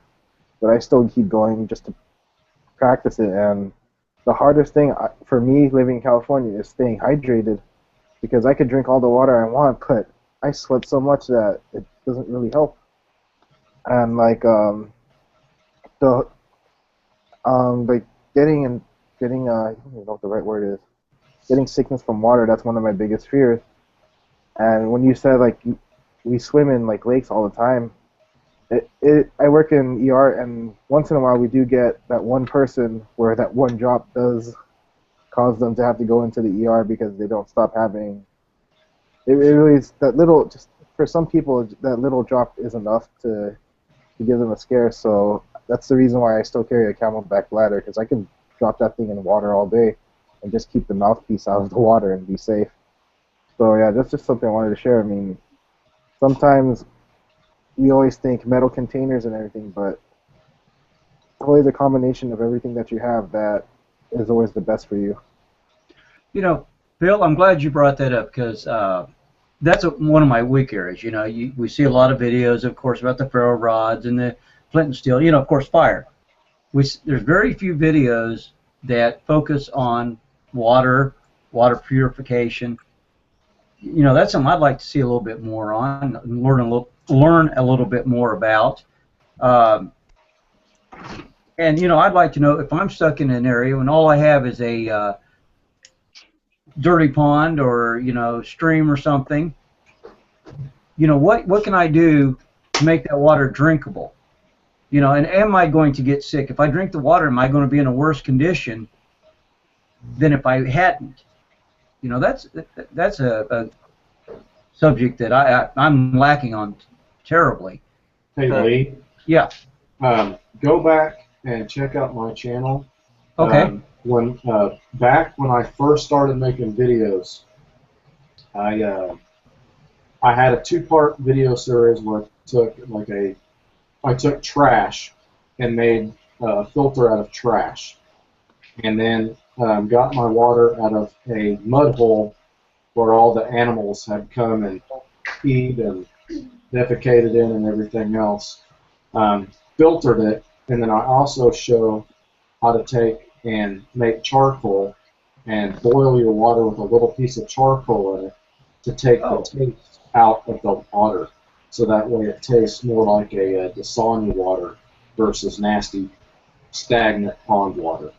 And that's actually a video that I'm going to be, I'm going to retouch on that, because I did that a long, long time ago, and the video quality was kind of crap. But no, I think it's great that you said that, because it's very important.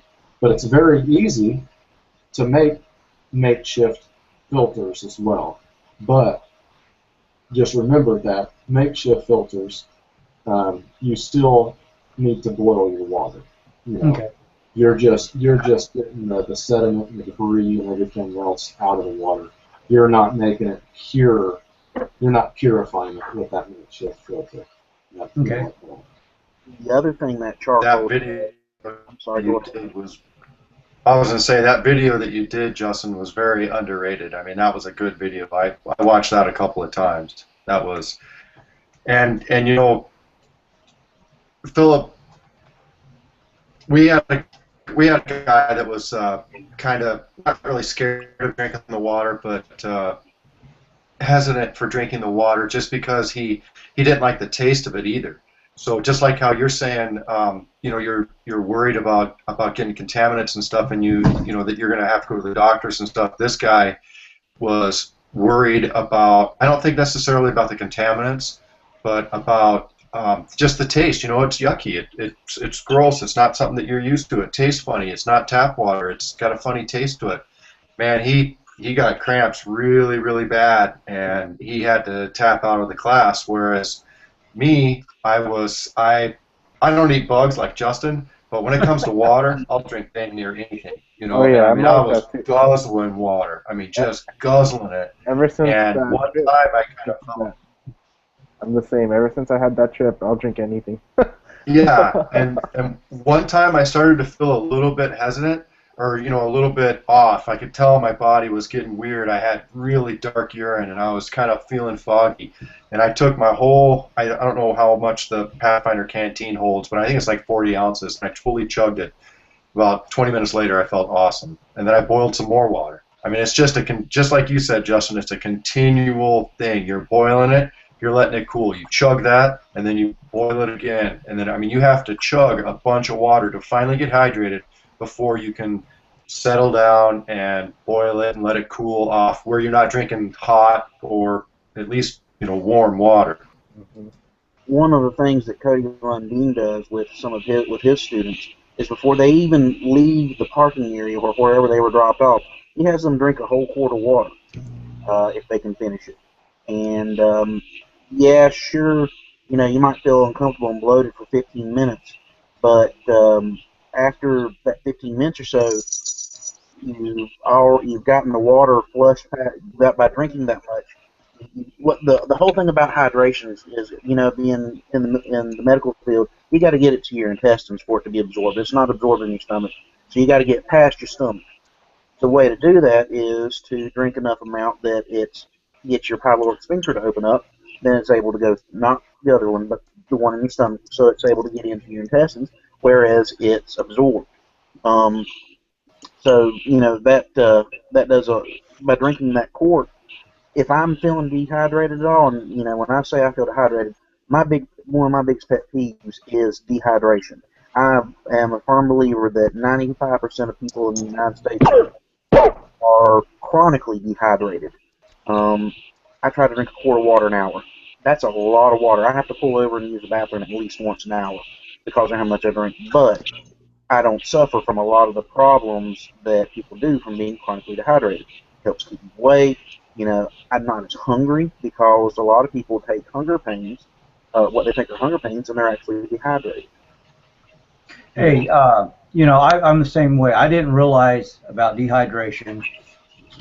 I went to have a physical for my CDL, and the doctor told me, you know, I was badly dehydrated. I needed to start drinking water, and I couldn't believe the difference it made in just the way I felt. And you know, we're speaking about Viet Normo. He has a video about that. You know, he's talking about depression. He said, drink water. Mm-hmm. It's funny that just drinking an increased amount of what you're used to, how much difference you feel. And as you were saying, you're surprised at how much it takes to get you back to where you should be. You know, it took me a long time. It seemed like I was just drinking and drinking water. But then when I hit that level, I was go, wow. You know, it's a weird feeling, you know, that I didn't realize how badly I was dehydrated. Hey, guys, there's a comment that I want to touch on real quick. It says it's from Hobo Man, and that I believe Hobo Man is probably Benji or Living Light. He says bland county survival man ate some charcoal right out of the fire. He says it's good for an upset stomach, and that's actually very true. The charcoal out of your fire, if you ever have an upset or queasy stomach, you can actually ingest some of that charcoal to settle your stomach down. And in fact, about 10 years ago, I was camping with David here on the panel, and his daughter at the time was real young, and she was having stomach problems. And so I had her, eat some of that charcoal, and it settled her stomach down. But that's something that you don't often see or read about. But anyway, that's a very good little trick, and I, speaking from experience, it does actually work. Well, I'm sorry, you go ahead. Does it induce vomiting? What's that? Does it induce vomiting? No, and I'm talking just a little bit. I'm not talking a whole big chunk or anything like that. Just a tiny, tiny bit. They actually use that in the hospital, activated charcoal. Yep. It has a lot of good uses, especially with your stomach. Yeah, it reduces gas. It'll calm down if you have acid reflux, or if you've had food poisoning of some type. It'll soak up some of the toxins and push it through. Well, it's amazing stuff, and it's just like that. Going back to that video you were talking about with that filter, is it takes just boil your water with just a little bitty chunk of charcoal in it will really make that water taste a hell of a lot better than what it would anyway. Surprising. Larry was talking about how a lot of people do not like the taste of their water if they get it straight from a creek or a river or something like that. Well, oftentimes it has an iron taste to it, or a rusty taste, or something like that, or maybe even a copper taste. But if you put that little piece of charcoal in there, a lot of times it'll take that taste out. Well, just a modern thing, rid of water filters. They're filters that for the pitchers or whatever, activated charcoal. That's right. While I'm thinking about it, before I completely forget, Phil had mentioned that the area he does a lot of camping and hiking in, his mountains have iron in it. Does the iron mess with compasses and anything like that, Phil? I don't know why I even carry a compass, because I can't even use it because of the iron. Okay. So I've never actually used it properly. I've actually had it completely turn me around, but I was smart enough to just follow the stream. Yeah. So it does have an effect on me. Here's season 2. Ways of determining direction without using a compass, like the shadow stick method and that kind of thing. We've all seen it in books, but has anybody really sat down and tried it and compared it to a real to what a compass is showing you? I've actually never looked into alternatives other than stars. But I mean, during the daytime, that's when you're going to be walking where I live. So if I ever had that situation, I'm kind of curious as to what I could do. You guys have any input on that? I use an analog watch, and I would have. Problem is it's one of them things that just doesn't stick in my head for some reason. I don't know why, but I've used an analog watch before, and you have the distance between noon and the hour hand, and that's supposed to be a north-south line. I believe that's what it is now. Cool. I could be completely wrong on that. It could be something else, but I think that's what it is you have the distance between noon and hour hand. Where do you live again? Me? Phil? California. What part of California? Yeah, Southern. what part of California? Southern Los California. Angeles area. Like around San Diego? Basically, Like San Diego, Los Angeles? more towards LA. Yeah. Okay, I used to live in Oceanside. Oh, okay. You know where Oceanside? Yeah. Yeah. So you still have some trees and stuff there, right? It's not all desert like with. Yeah, you can tell sometimes very vaguely which direction south is by the vegetation, and also Really? just by where the sun is. Yeah, just by where the sun is, very vaguely, very very vaguely. It's not like you're gonna shoot an azimuth off it or anything, but you have a lot of sun there, so you should be able to tell your direction somewhat from the sun. You know what I mean? If you're gonna be, you know how to tell from the stars. You were saying, right? You can use like the LERD method or find the North Star or something like that, right? Yeah. And then in the daytime, you should be able to find, very vaguely the. Sometimes can you see the moon? Sometimes during the daytime. In the Like a morning, little sliver moon. Yeah. Sometimes, even during the daytime, when it's really, nice out and stuff, you can see a little sliver of the moon. Sometimes that crescent moon, if you need to pay attention, and kind of learn this stuff while you're at your house or whatever. But once in a while, the crescent moon, if it's just right, it will point in a southerly direction too. Oh wow, that's cool. I think you're right. I think that would be. That's one area that I think haven't that would be done a lot of research in is navigation, and it's something that I've been doing this whole summer. So that's definitely something I want to get into more. Hey Phil, just so I make sure I explain this to you correctly, you point the hour hand at the sun, and then the halfway between the hour hand and the noon on your watch, on an analog watch, it's the north-south line. Okay. Yeah, Mitch over there, Native Survival, did a good video on that. But I'm not talking about so much that for season 2. I'm talking about more like the shadow stick method and things like that. Okay. Hey, guys, I don't mean to alarm anybody, but Travis Henry has joined us. Oh, no. Uh-oh. Oh, for Pete's sakes. Do I have to leave now? I'm alarmed. Here comes the laughter. What's up, buddy? Whoa, whoa, pussycat. Sorry. Travis. Where are you at, Travis? Is it working? There you go. Want some? What? I got a little bit of sun today. I got coon eyes. Yeah, I can see that. Took the We all kids know. out fishing. We all know it's from you sitting in the tanning bed. There you go. He's living that Cali life. Show us your blisters. Let's see your blisters there, Larry.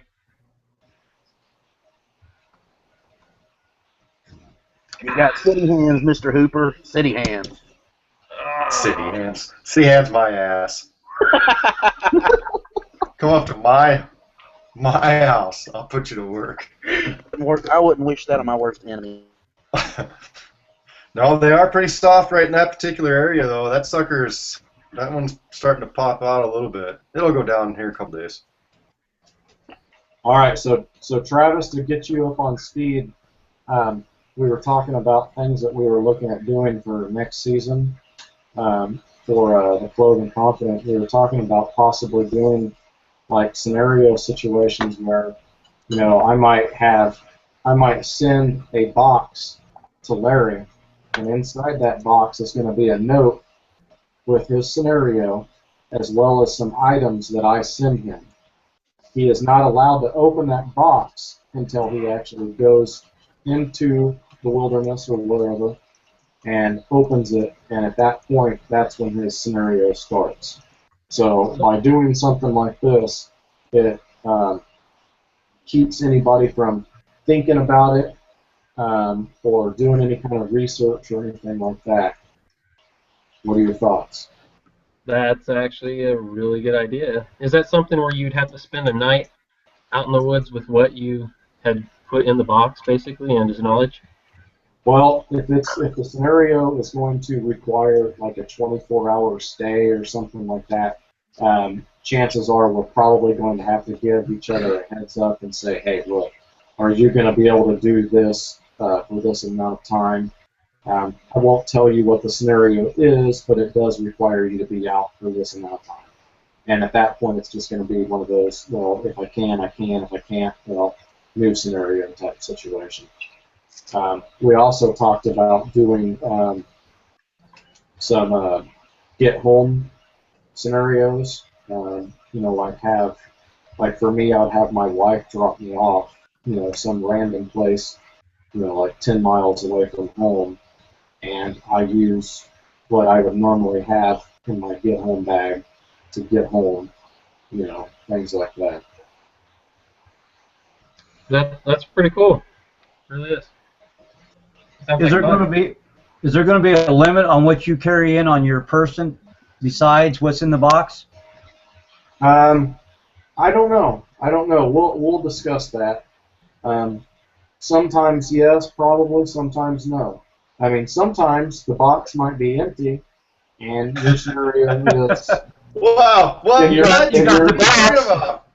And your Put scenario, the box over your head. I didn't sign up for this. What are you talking about? That's a good point. I never thought of that. That's great.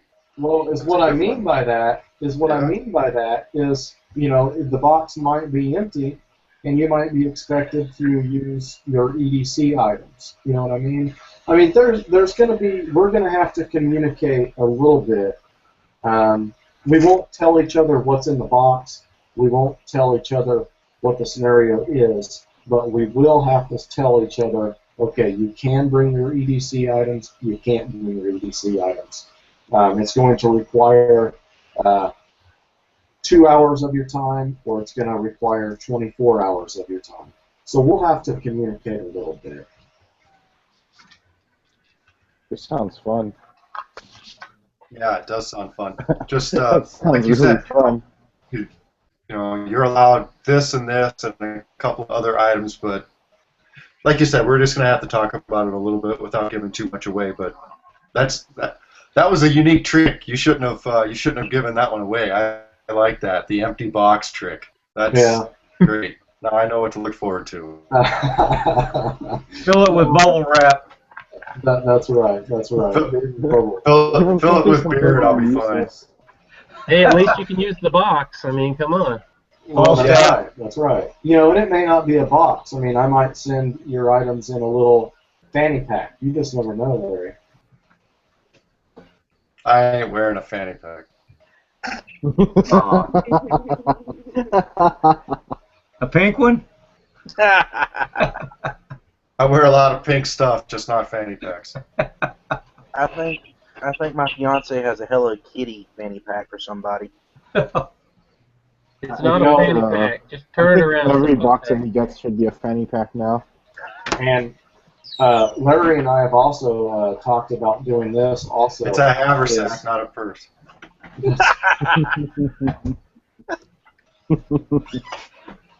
But Larry and I had also talked about allowing random people off of the Wolf Customs group to provide us with items in the past. So that might be something that we also might want to consider as well, Larry. Choose somebody from Wolf Customs group and say, okay, give us a scenario, give us our items. You know what I mean? Man, that's a good idea. That's a real good idea. Hey guys, I had to step over and get a beer. You want to update me on what you just talked about?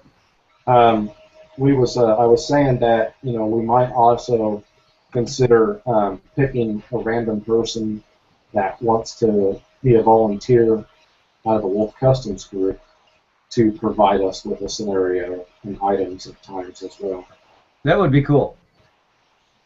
And then, but no, Travis, is the reason we thought this would be cool is because, we know what we're going to do on the Clothed and Confident, episode now. But if we go out, I go to the river and I open my shoebox or whatever it is, and here's my scenario, and here's my items that Larry has sent me, I may not have a flipping clue what I'm going to do with these items. You know, I mean, I might just be completely lost, and that is, in my opinion, that is the purest form of survival or whatever that you can talk about. Just be put right on the spot and have no clue what is about to happen or is going to happen. Kick in the reaction time.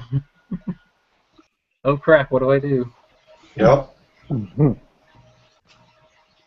But I also Makes like it pretty real. I also like the idea of allowing others to participate at times, like what I did with Joe Mobley. That was a lot of fun. Yeah. Well, gentlemen, I hate to cut myself short, but it's now on 11 o'clock here, and I'm going to have to get somebody some dinner. So y'all have a wonderful night. It was a pleasure speaking with each of you, and I guess I'll catch up the rest of it later on YouTube. All right. Good night, Taylor. Have a good one. Good night, man. See you, Taylor.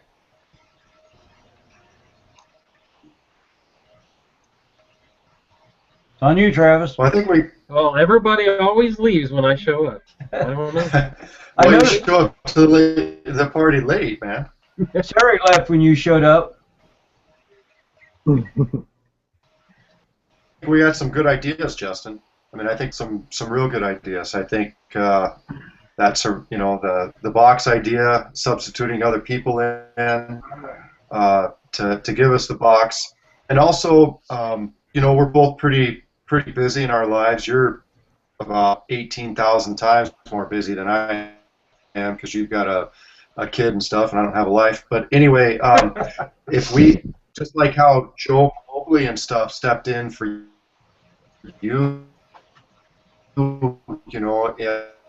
if one of us can't do a video once in a while, I mean, I think with his shelter system and stuff, I think that once in a great while, if we need a sub or something like that, I think that might make it a little bit interesting, and I do a good job.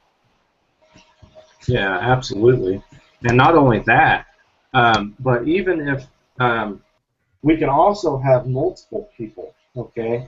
We can send multiple people, just say like one little item, and their scenario is, maybe achieve a fire with this. You know what I mean? It doesn't take up a whole lot of time. Well, you take all these random people and you put them all together in one video, and the next thing you know, you have, they may have taken this person 5 minutes to achieve it, but you put all these people together, and the next thing you know, you've got 30 minutes of people, random people doing something, Right. And like how, I don't know if I understood this right, but I mean, even if someone like volunteers to send us stuff, they don't have to send us stuff. They can send us a list. Sure. Good idea.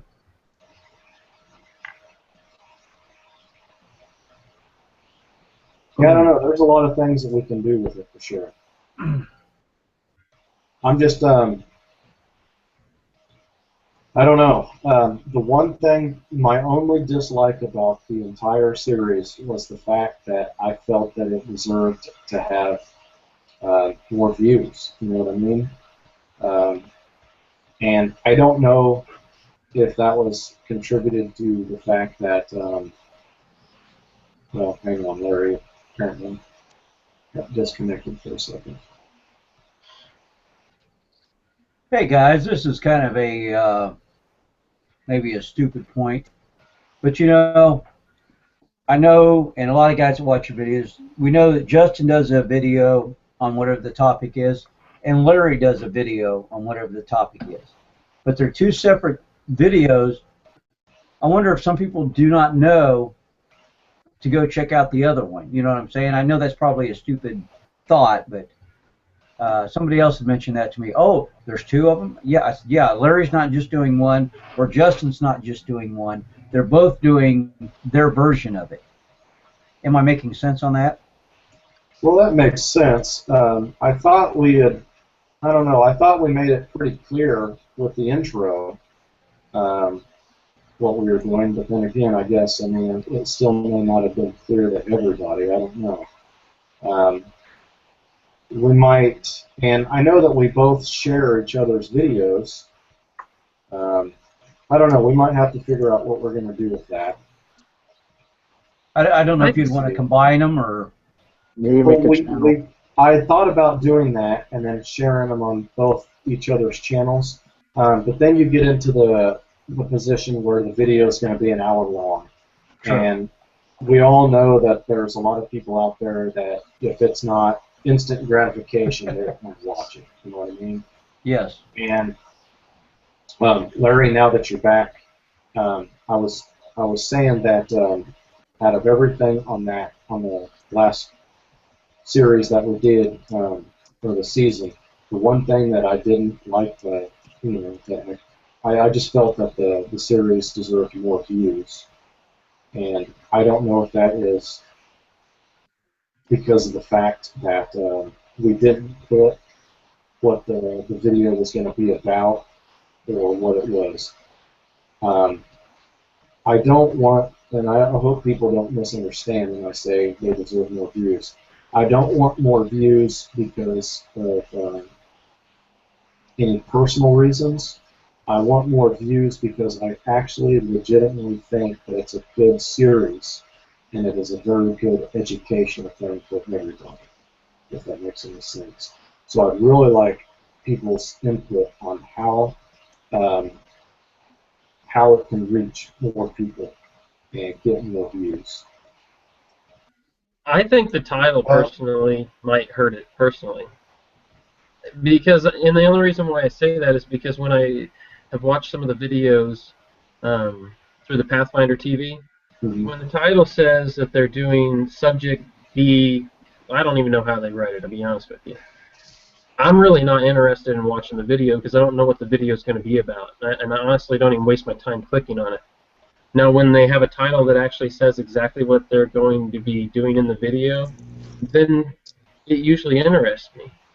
But if it doesn't say what the video is somewhat going to be subjectly about, and I've even noticed that honestly about my series that I've done for my trip with Sigma 3.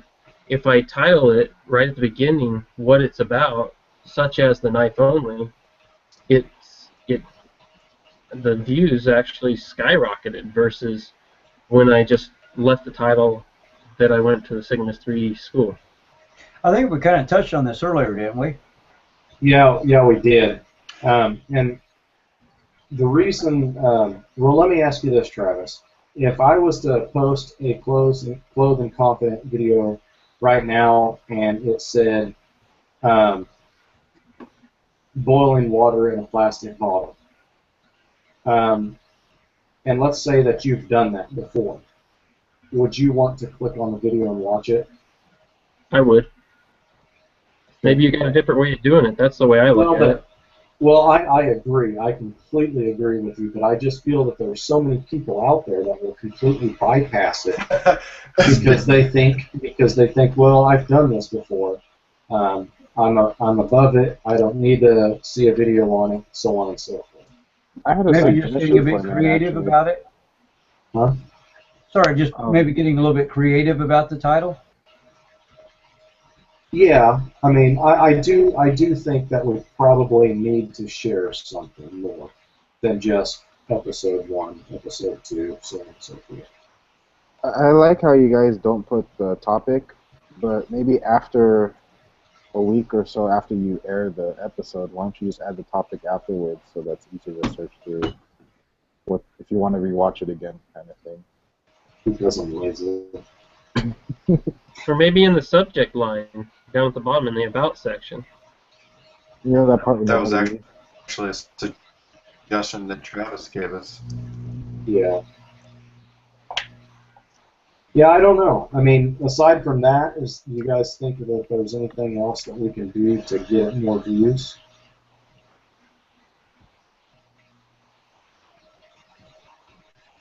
I mean, don't get me wrong. I think it's getting good views, um, but I think it's definitely something new that no one else is doing.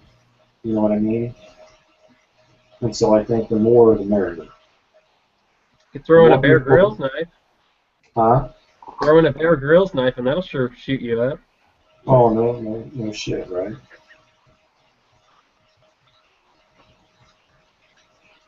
If it's a knife video at all, it'll get reviews. You know what? Here, I'm gonna give this video right here a lot of views. Check out this knife I made today, guys. Dirty. Look at that. Yeah. I just got 1,000 more views. Huh. Tired of those.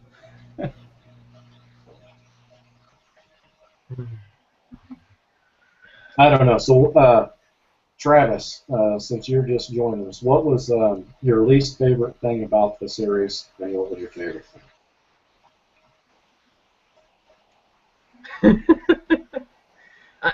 I just enjoyed watching it, to be honest with you. I mean, I'm really not probably the guy to ask because I usually just watch your guys' videos because you're like family to me, to be honest with you.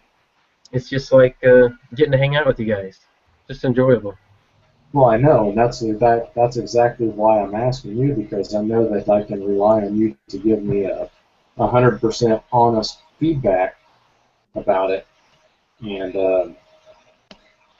you know what I mean. I mean, you obviously know me well enough that I would never take offense if it was anything. So that's why I'm asking. Yeah, I mean, if the video's fairly long, I actually have a hard time finding time. I mean, here for quite some time I've had a hard time finding time to watch the videos, and of course, the longer the video, the less views you're probably going to end up getting.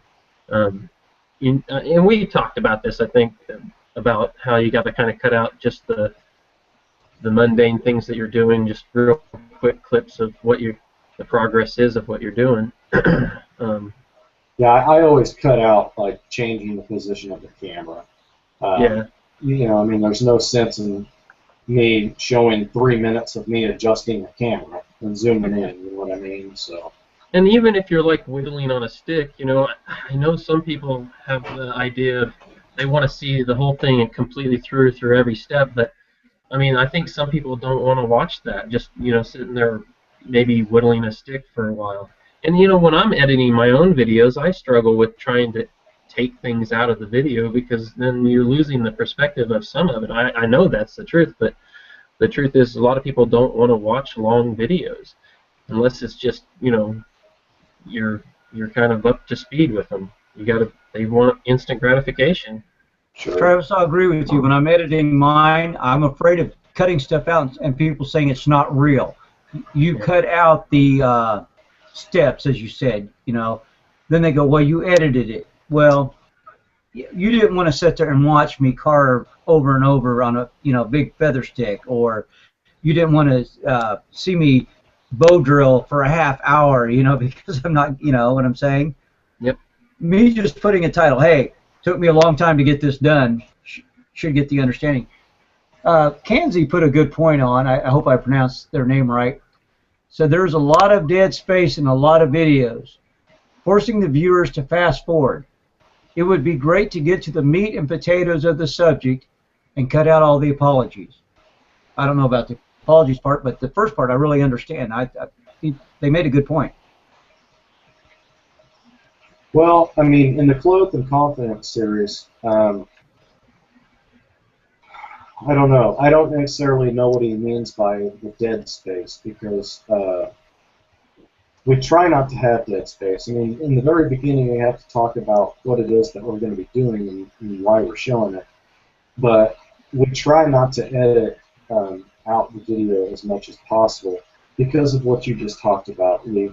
I don't ever want to be accused of fabricating how easy it was or how hard it was or anything like that, or it only took me 2 minutes to do it. So I try to give, I try to show everybody exactly the whole process. You know what I mean? Because I have been accused of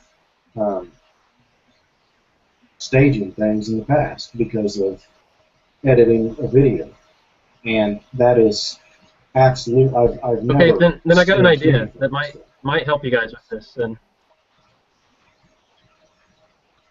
Then you might be able to do it this way. Then I mean, I'm just throwing this out there, but what about doing, let's say it's episode 2, doing what you would call the short version and then do the long version? I've seen people do that before. I mean, I don't know.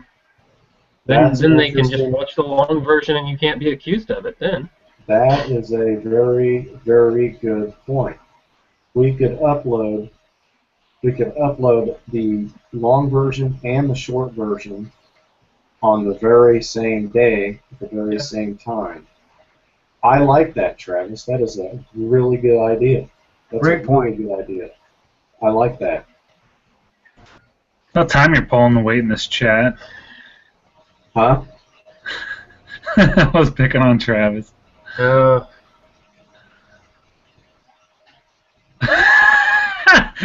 all you got, boy. That's funny. He's like, I got nothing. No, that was a good idea. I'll give you props on that. This once. Someone just asked, are you focused on teaching or are you focused on views? Big difference. Okay, when I say it needs more views, like I said, I don't care about it from a personal standpoint. I think it needs more views because if it gets more views, you teach more people, right? So it's not a big difference. It's the same concept. The more people that watch, the more people that learn from it. And I think that this series is something that is new that not a lot of people are doing. So yes, I do believe that it needs more views so that it reaches more people, so that more people will start learning with it.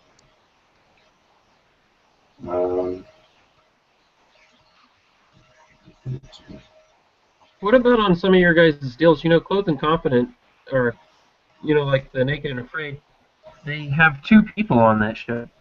Have you ever thought about having 2 people go out on your own, on your own video, so you guys can collaborate ideas?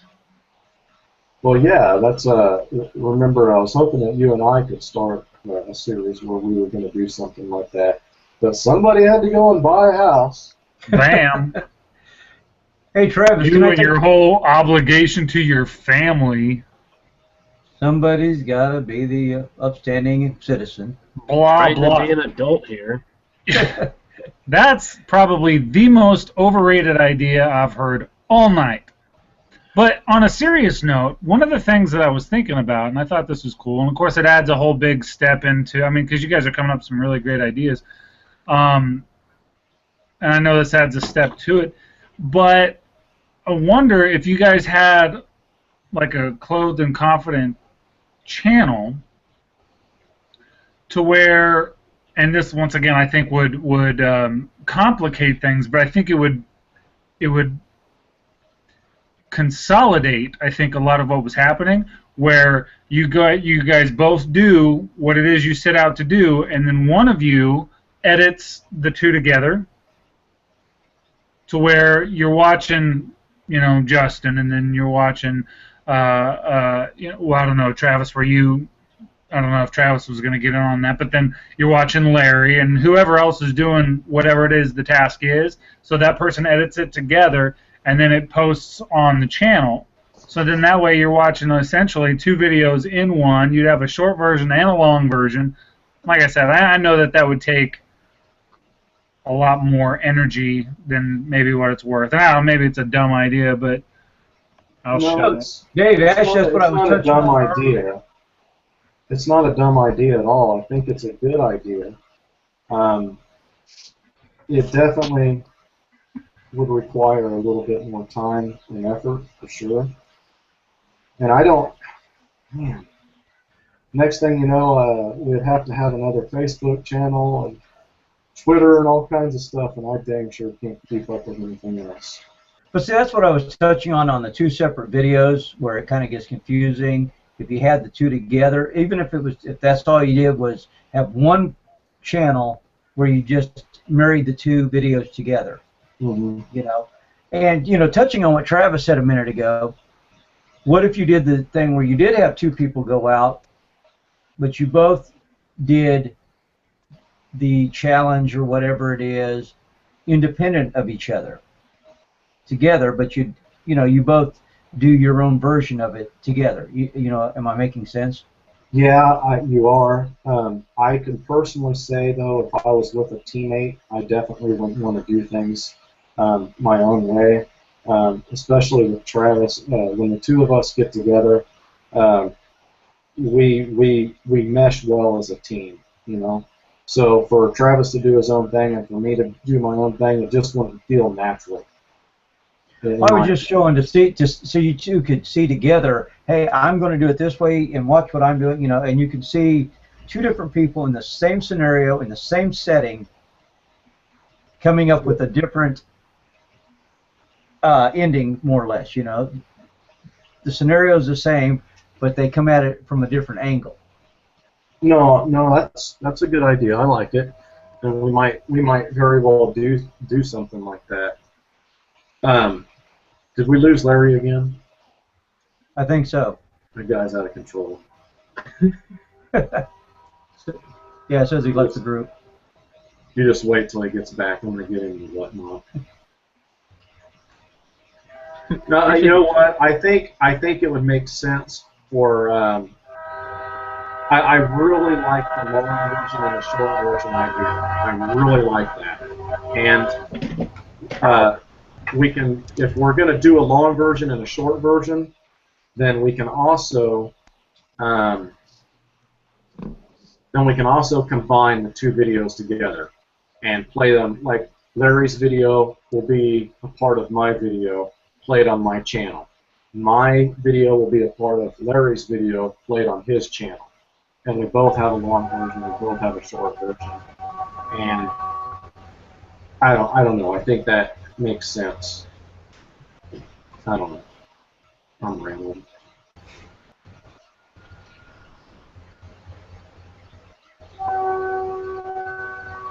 Who's got the train?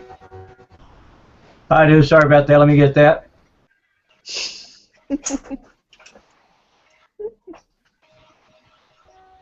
Hey, Larry. Man, I'm having some serious issues with my internet here, guys. Sorry about that.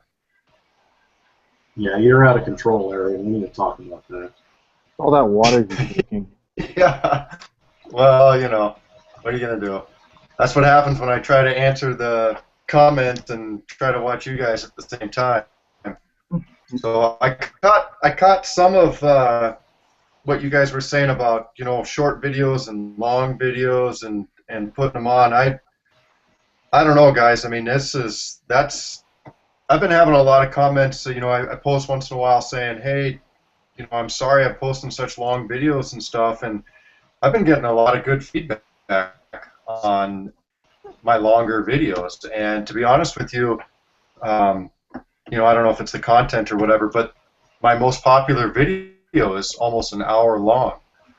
And some of you guys have been real supportive of me with my longer videos and stuff, and I just, you know, I want to teach people and I want people to learn and I want the views and stuff like that, but I mean, quality, you can't just cut this stuff down, because otherwise, like you were saying, Justin, pretty soon people are going to say, well, you didn't really do it. Well, you have to show some of the task and you have to show some of the failure, because there's always, in my opinion, there's always failure that leads to success. You're always going to try something, or you know, you're usually going to try something and it fails, and then you try a different aspect of it, and then it may succeed. And people sometimes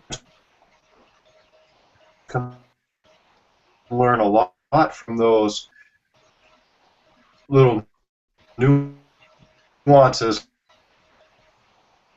or little failures to getting to the end product.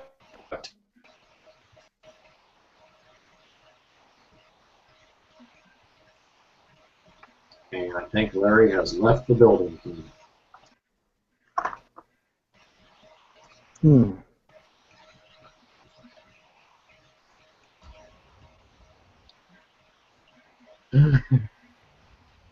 guys, hope the train's not too loud in the background, but I wanted to read a post taking off from where Larry was just at, and I hope I don't mispronounce this name, but Jack at Mountain, or Jack ATMTN, says you cannot learn if you edit out the mishaps. That's the main learning points, unless you're going to edit out success. And that's something I fight with, as Travis said, because I try to shorten mine down to where I don't bore people. But at the same time, I don't want them to think, you know, I did something in 30 seconds when it actually took me 20. But I think he has a good point there. Yeah, absolutely.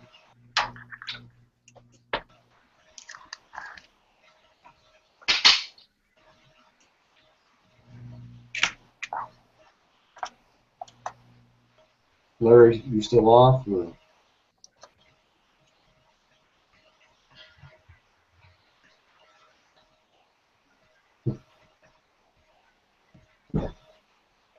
Yeah, I don't know. There's so many different ways that we can go with it.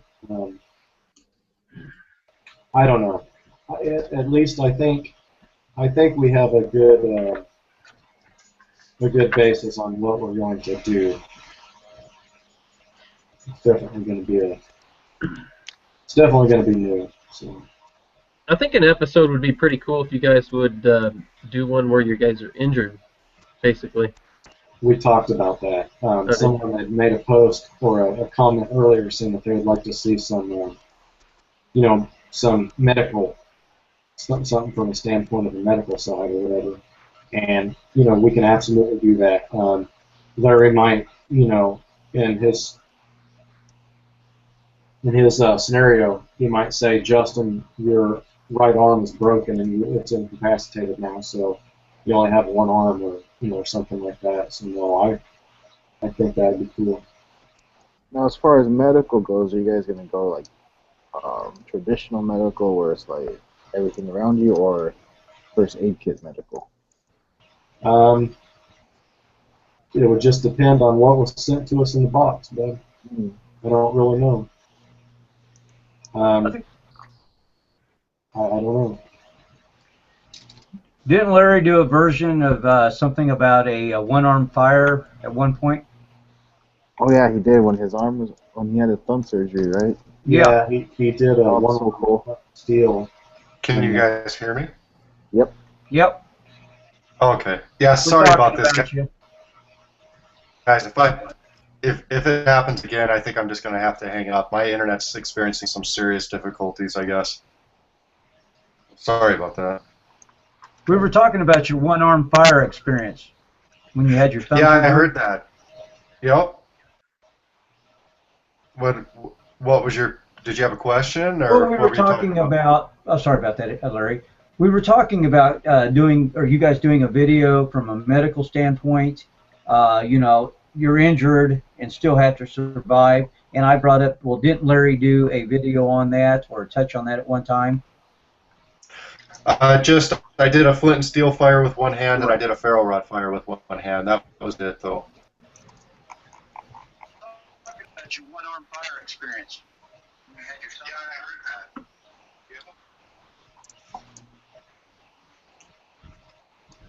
So.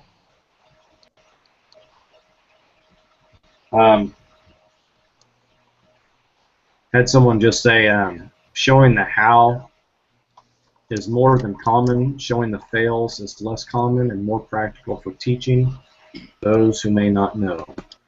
And that is exactly why we're doing the series the way we're doing it. I have failed so many times in this series, it's unbelievable. That stupid torch, man. I've never been so angry. You are so bent out of shape about that. Oh, I was so angry about that stupid torch, man. I was. Oh. So when we talked about having a recap on one of the episodes that we didn't like the way it turned out. That was the first thing that came to mind. I was like, I am redoing that torch video because I hated it. Well, I lost, connectivity or whatever, but I mean, going back to kind of our video length and everything, I really like the half-hour to 45-minute video length personally. I mean, if it gets done sooner than that, that's great. And I am super guilty of really watching a lot of really quick videos just because my time is real limited. But if I have time and if I want to learn something, a half-hour to 45-minute video is so much better than watching an hour-long TV show that I have, that I have to scroll through the crap or fast forward through the commercials or whatever. At least with YouTube videos, the commercial's right up front. You skip it and bam, you've got nothing but good content usually throughout. And that's, I think, what we're trying to strive for here is just a half-hour or 45-minute block of seriously good content is worth a lot in my opinion. And if people don't have time for that, then they can skip or whatever and come back to it or whatever. But I know a lot of people nowadays seems like they don't even watch TV anymore. All they do is just watch YouTube videos. And I like the fact that we're putting a quality product out there, man. I think we are putting a quality product out there. Yeah, I do too. I do too. Well, you're talking about the half hour to 45 minutes. If you're giving good quality information, you're teaching somebody something, and you're showing reality, those that want to learn will sit through that half hour to 45 minutes.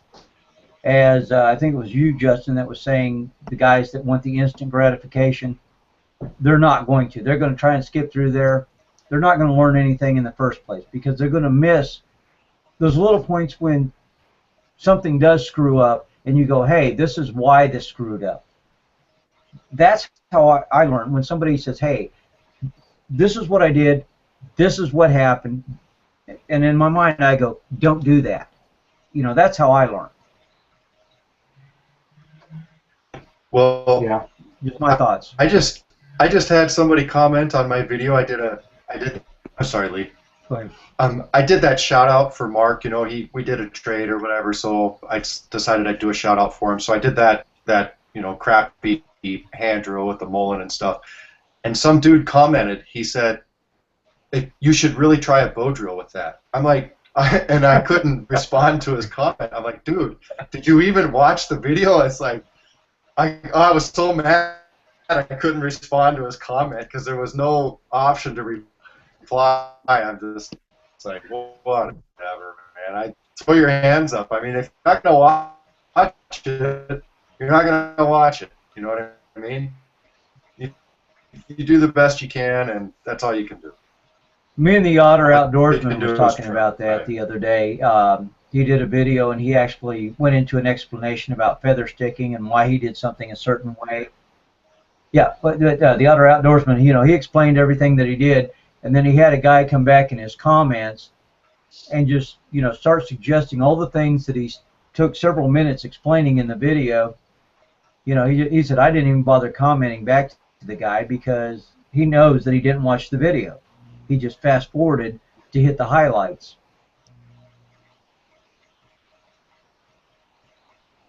Sorry about that. No, that happens all the time. Yeah.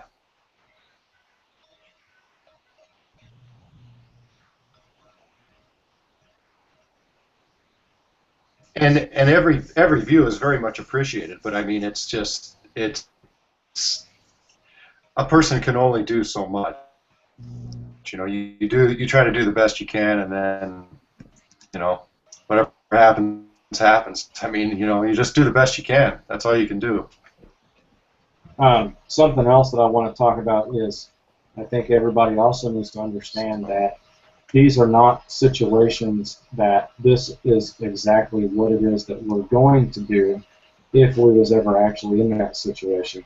These are situations that have been used on television, and so now we're trying it to see if it actually works.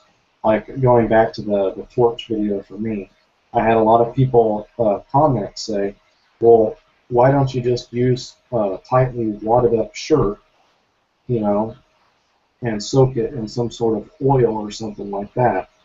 And, well, of course, that's what I would do if I was actually going to do something like this. But the whole point of it was to use natural materials and everything else. I think people overthink what we're trying to do here, and all we're trying to do is showcase what we've seen on television, not what it is that we would actually do if we were in that situation.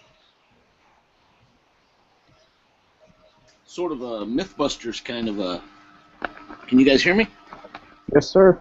Yes, Hey, sir. Bill. Sort of like a. Absolutely. Hey, sort of a Mythbusters kind of a thing. Then where it's out there, and people wonder, does it really work? And that's what you guys seem to be doing, and that's why I enjoy the videos that you guys are putting out on this series anyway. Exactly. That's exactly what we're doing, because you see in the TV shows they do something, and boom, man, they've got it done in 30 seconds. Well, we all know that it takes longer than 30 seconds, but a lot of times people don't know if it actually really works, or if it worked a little bit, or if it was a little bit harder than what they portrayed it to be, or something like that.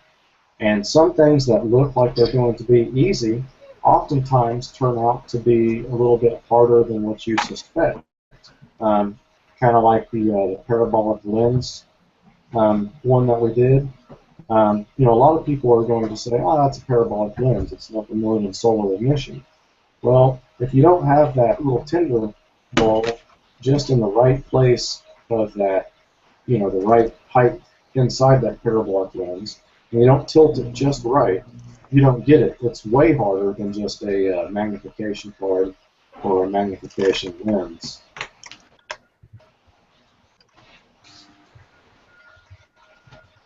Yeah, that's one I haven't tried yet. I haven't tried taking a flashlight apart and using the parabolic lens to get a fire going.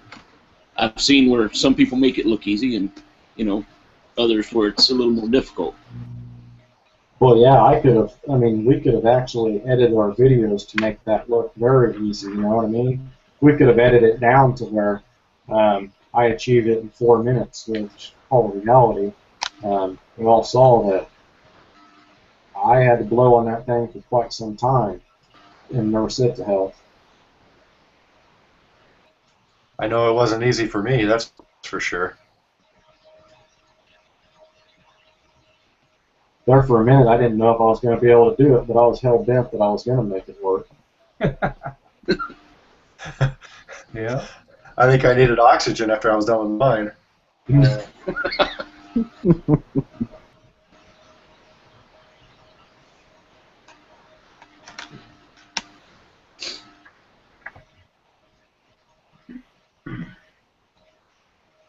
Well, it looks like it's starting to go quiet.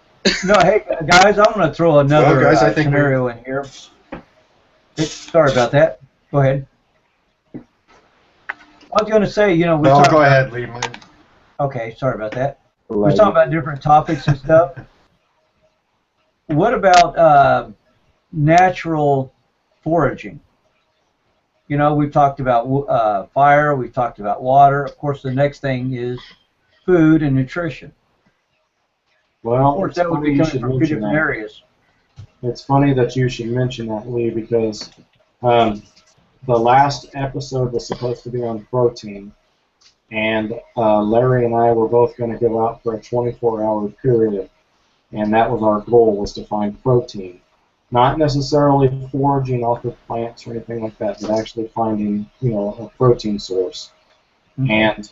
And it didn't end up working out because I had to take my dog with me, and Travis was there, and Travis got to see how my dog would in no way, shape, or form let me do any kind of hunting at all.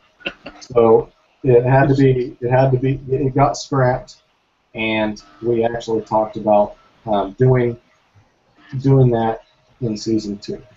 Are we talking about the circus dog? Yes, you were talking about the circus dog. And every single water hole that I came across to look for, frogs or anything like that, here comes my damn dog running 90 miles an hour into the water, spooking up everything. Curse, curse, curse. Yep.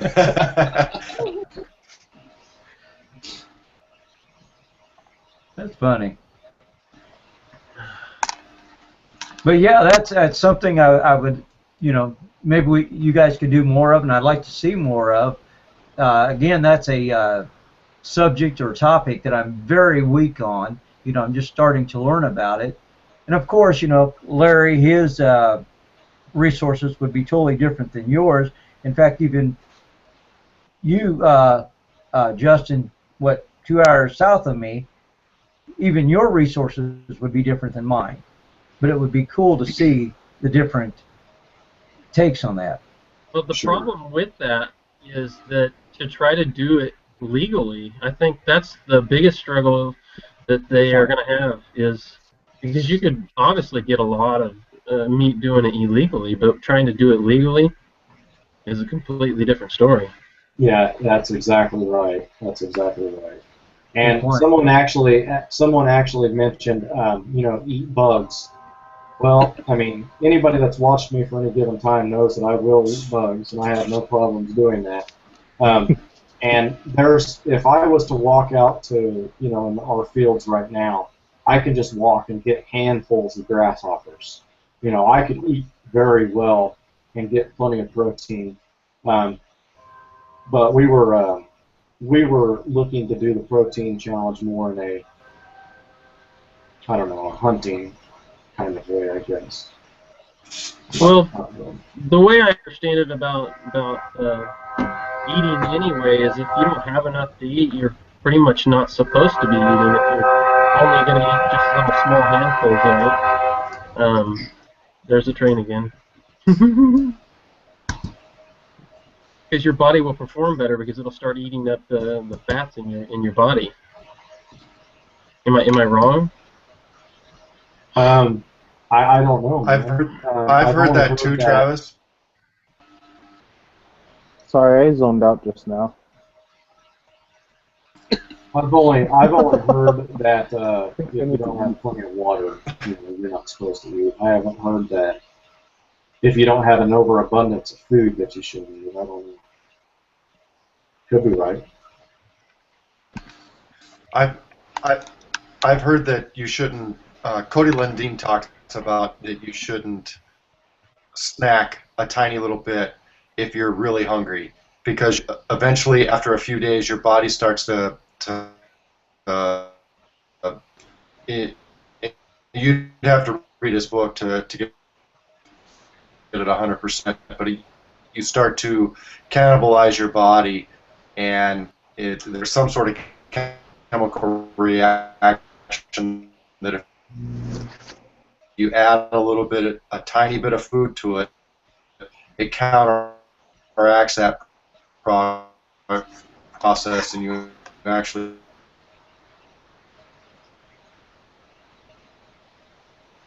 make the mistake of eating it at night. And I couldn't sleep all night long because I was just so energized.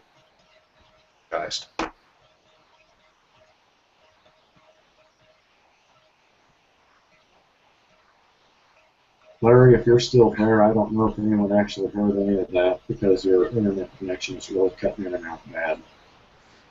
I was going to joke about it, but...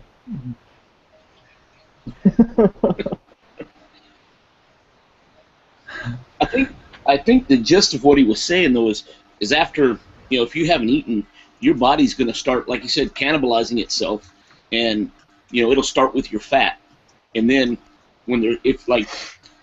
say like Dave, he seems to be, seems to have less body fat than what I'm a big guy. I got a lot of body fat. So once your body fat is gone, will it not start to cannibalize your body tissue, your muscle tissue?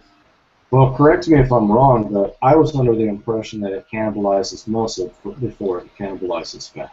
Oh, okay. It could. I wasn't sure. I've heard, that it goes for the fat. because that's what your body burns for energy anyway. And then I could, like I said, I could be wrong, but that was just what I was in. Yeah. My understanding, the first thing it'll get is anything that's available. So and it happens in layers because your body is built in layers.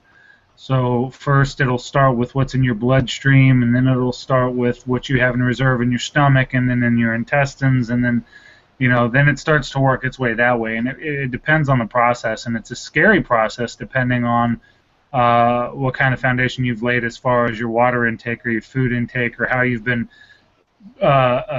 training yourself to eat for a long time. In fact, an interesting situation, you can have somebody who is physically fit and whose diet has been relatively void of certain toxins, who will live twice as long as a person who is extremely obese but has been eating the wrong foods for however long. That person who is extremely obese will starve to death long before the person who just doesn't eat that way. So it really depends. And there's a lot of factors that go into it. And I don't know if a lot of people paid attention, but when we had talked about it on one of our prior shows, we were talking about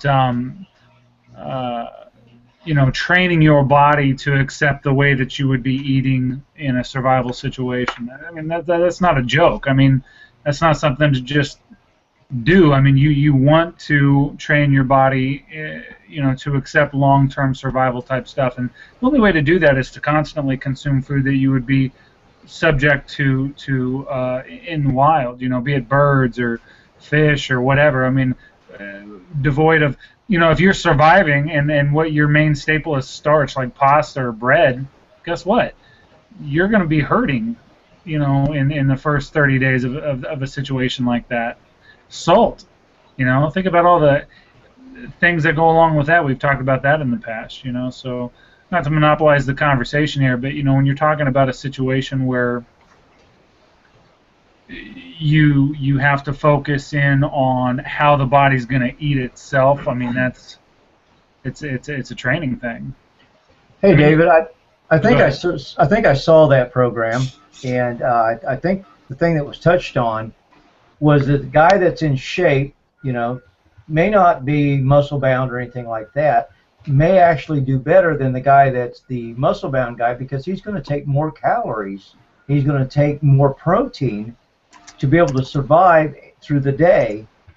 Am I right on that? Yeah, you can be right on that, absolutely. If the caloric intake is required, there's always going to be a time of adjustment. If your caloric intake goes from, say, 2,000 down to 1,000, you're going to go through a time of adjustment. But if your body is equipped for these changes, like if you've never fasted before, if you've never fasted before in your life and then you find yourself going hungry for a day, you're going to be in a lot more pain, if you will, than somebody who, takes a day off and does nothing but some sort of fast. Maybe it's a water fast or a watermelon fast or something like that. I mean, these are just different health practices. But I got into a conversation with an Amish fellow to kind of give you an idea. And flat out, and this is a smart dude. I mean, when I say Amish, I don't mean like backwoods country. I mean, he's college educated. He's a smart dude, but he's familiar with how the Amish live, and he's also very familiar with how most Americans live. And he's in the medical field, and pretty much, just without even blinking, he said in a situation where we were out of foods in the super centers or whatever. A good portion of the American people would die in the first 30 days because they simply they're not equipped physically, mentally, or anything else to handle that type of a scenario.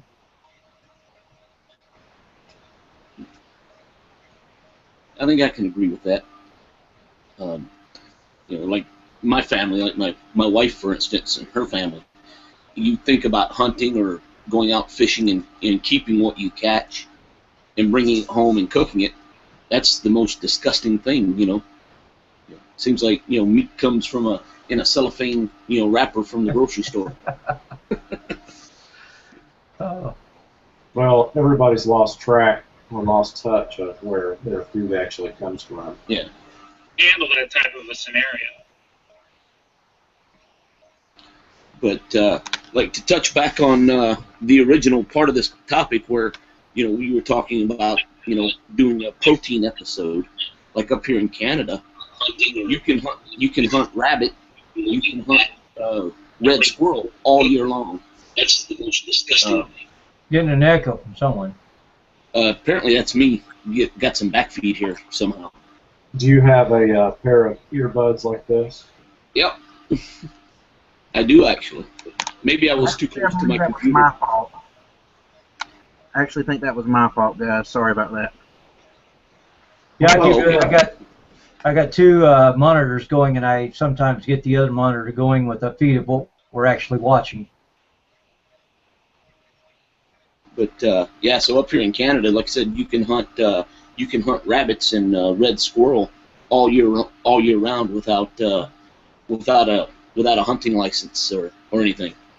And where I grew up down in Texas, you can hunt wild boar all year long without a hunting license. I believe it's only 2 per year, but yeah, you can hunt them any time of year without a hunting license. So I guess it would depend on your geographic location as to what you can hunt in whatever time of year you decide to do that particular scenario, though. Sure. And it also depends on what what means are you using to secure that animal as well. Yeah, like up here in Canada, you can use anything, from a .22 to a pellet gun to a slingshot, a wrist rocket, all year round to shoot rabbits and red squirrels. And in Texas, you can trap or you can bow hunt or shoot wild boar all year long. So, but again, without a license or worrying about conservation coming and knocking on your door. But again, I can't speak for Kansas or California or Minnesota or anywhere like that. So. Kansas is actually pretty strict on what we can use when we're hunting different game and everything. Yeah, our big game, of course, is your big meat. They're very tight, as you were saying, Justin. The smaller game, some of them are open year round, but they wouldn't really provide much meat to survive on. Of course, like rabbit, you wouldn't want to make your diet totally of rabbit, but yeah, Kansas is very tight on their big game. I just popped back in to say why. My internet, for some reason, Facebook works great, YouTube works great. Just this deal isn't working, so just want to say thanks and appreciate everything, and good night. See you, Larry. Good night. All right, Larry. So, good night. Good night. Thanks a lot, guys. Good talking to you, man. Yeah, good talking to you guys too. Sorry I couldn't hang out longer. It's just I don't know what the deal is with my internet. That's the price of living in the sticks. Yeah, it's actually probably about time we wrap it up anyway. We've been going on about 3 hours now, so. Daggone it. I just got here. Hey, Larry, but the trade-off for the other benefits of living in the sticks, come on. Yep. I just heard a deer blowing outside my window, so it's pretty nice. Rub it in. Yeah. Hey, I live in the city, and we have deer in my neighbor's yard all the time eating their flowers. So. Oh. Yeah, sometimes the city's even better than the country for deer. Like, it is insane, like just everywhere here in our area of Winnipeg. Anyway, it's like they are everywhere. We have that with turkey. They feel safe. Last deer I shot was out of my bathroom window. There's a redneck joke in there somewhere. Was you sitting on your stand? I was sitting, but it wasn't on a stand. I gotta ask why you had your gun in there. No, I don't. I don't want to know. Why not? I mean, do you guys not have a gun when you take a shower? Is it something? Take a shower? Yeah. Well, on that note, guys, I can't You're take making a the- long time. Been great. So, no, it really has been. I appreciated everything, and like I said, I don't want it just to cut out like it did before. I want to say a proper goodbye, and thanks for everybody for watching Clothed and Confident. And I think we've got a lot of real good ideas for next season. I mean, that survival package deal, I think that's an awesome idea. Just fire by ice, water purification, just a ton of stuff, and we got a lot of good ideas. And this was a good idea, Justin. I think I think it's just a great idea, and I think we can work this series and make it progress and teach a lot of people, and just provide good entertainment and teach a lot of people too. It's not going to be a bunch of drama like we started off to be. It's not going to be survival show drama. It's going to be real world stuff. Well, not only are we teaching others, we're teaching ourselves, because absolutely, God, I have learned so much from this series. It's unbelievable. Absolutely. Yeah, me too. I've learned. I mean, something as simple as in my area, your area, you struggled, or you didn't know how to do it or whatever, but the torch. I had never done it before, and I mean, with my resources, it turned out to be fairly simple. Whereas your resources, I was very interested to find out what you were going to do, and it's just a huge learning experience. It's really good. And the cow crap one, or the horse crap one, I mean, our ancestors did it supposedly crossing the plains and stuff, and I wanted to know how it worked, and that was the one that I wanted to revisit, and I got it to make some good coals and stuff, and I could see where you could cook off of that. I don't know how a steak would cook off or how it would taste off of a cow pie freaking fire, but I think it tastes crappy. Better than raw, I guess. When I was a kid, I always wondered how you got chips off a buffalo. If you went around with a hammer and chisel, tink, tink, tink. My understanding is that they slung a tarp underneath the wagon, and the women and the children would walk behind the wagon, because they wouldn't ride actually in the wagon, because it was usually so loaded that the oxen and the beef and stuff, it took all they could do to move the wagon. But then they'd go along and throw it underneath the wagon, and God bless you if you had the wrong kind, I guess. I was making a joke. I was talking about, imagine somebody taking a hammer and a chisel to the back of a buffalo trying to knock a piece off of it. I don't joke, man. Buffalo chip.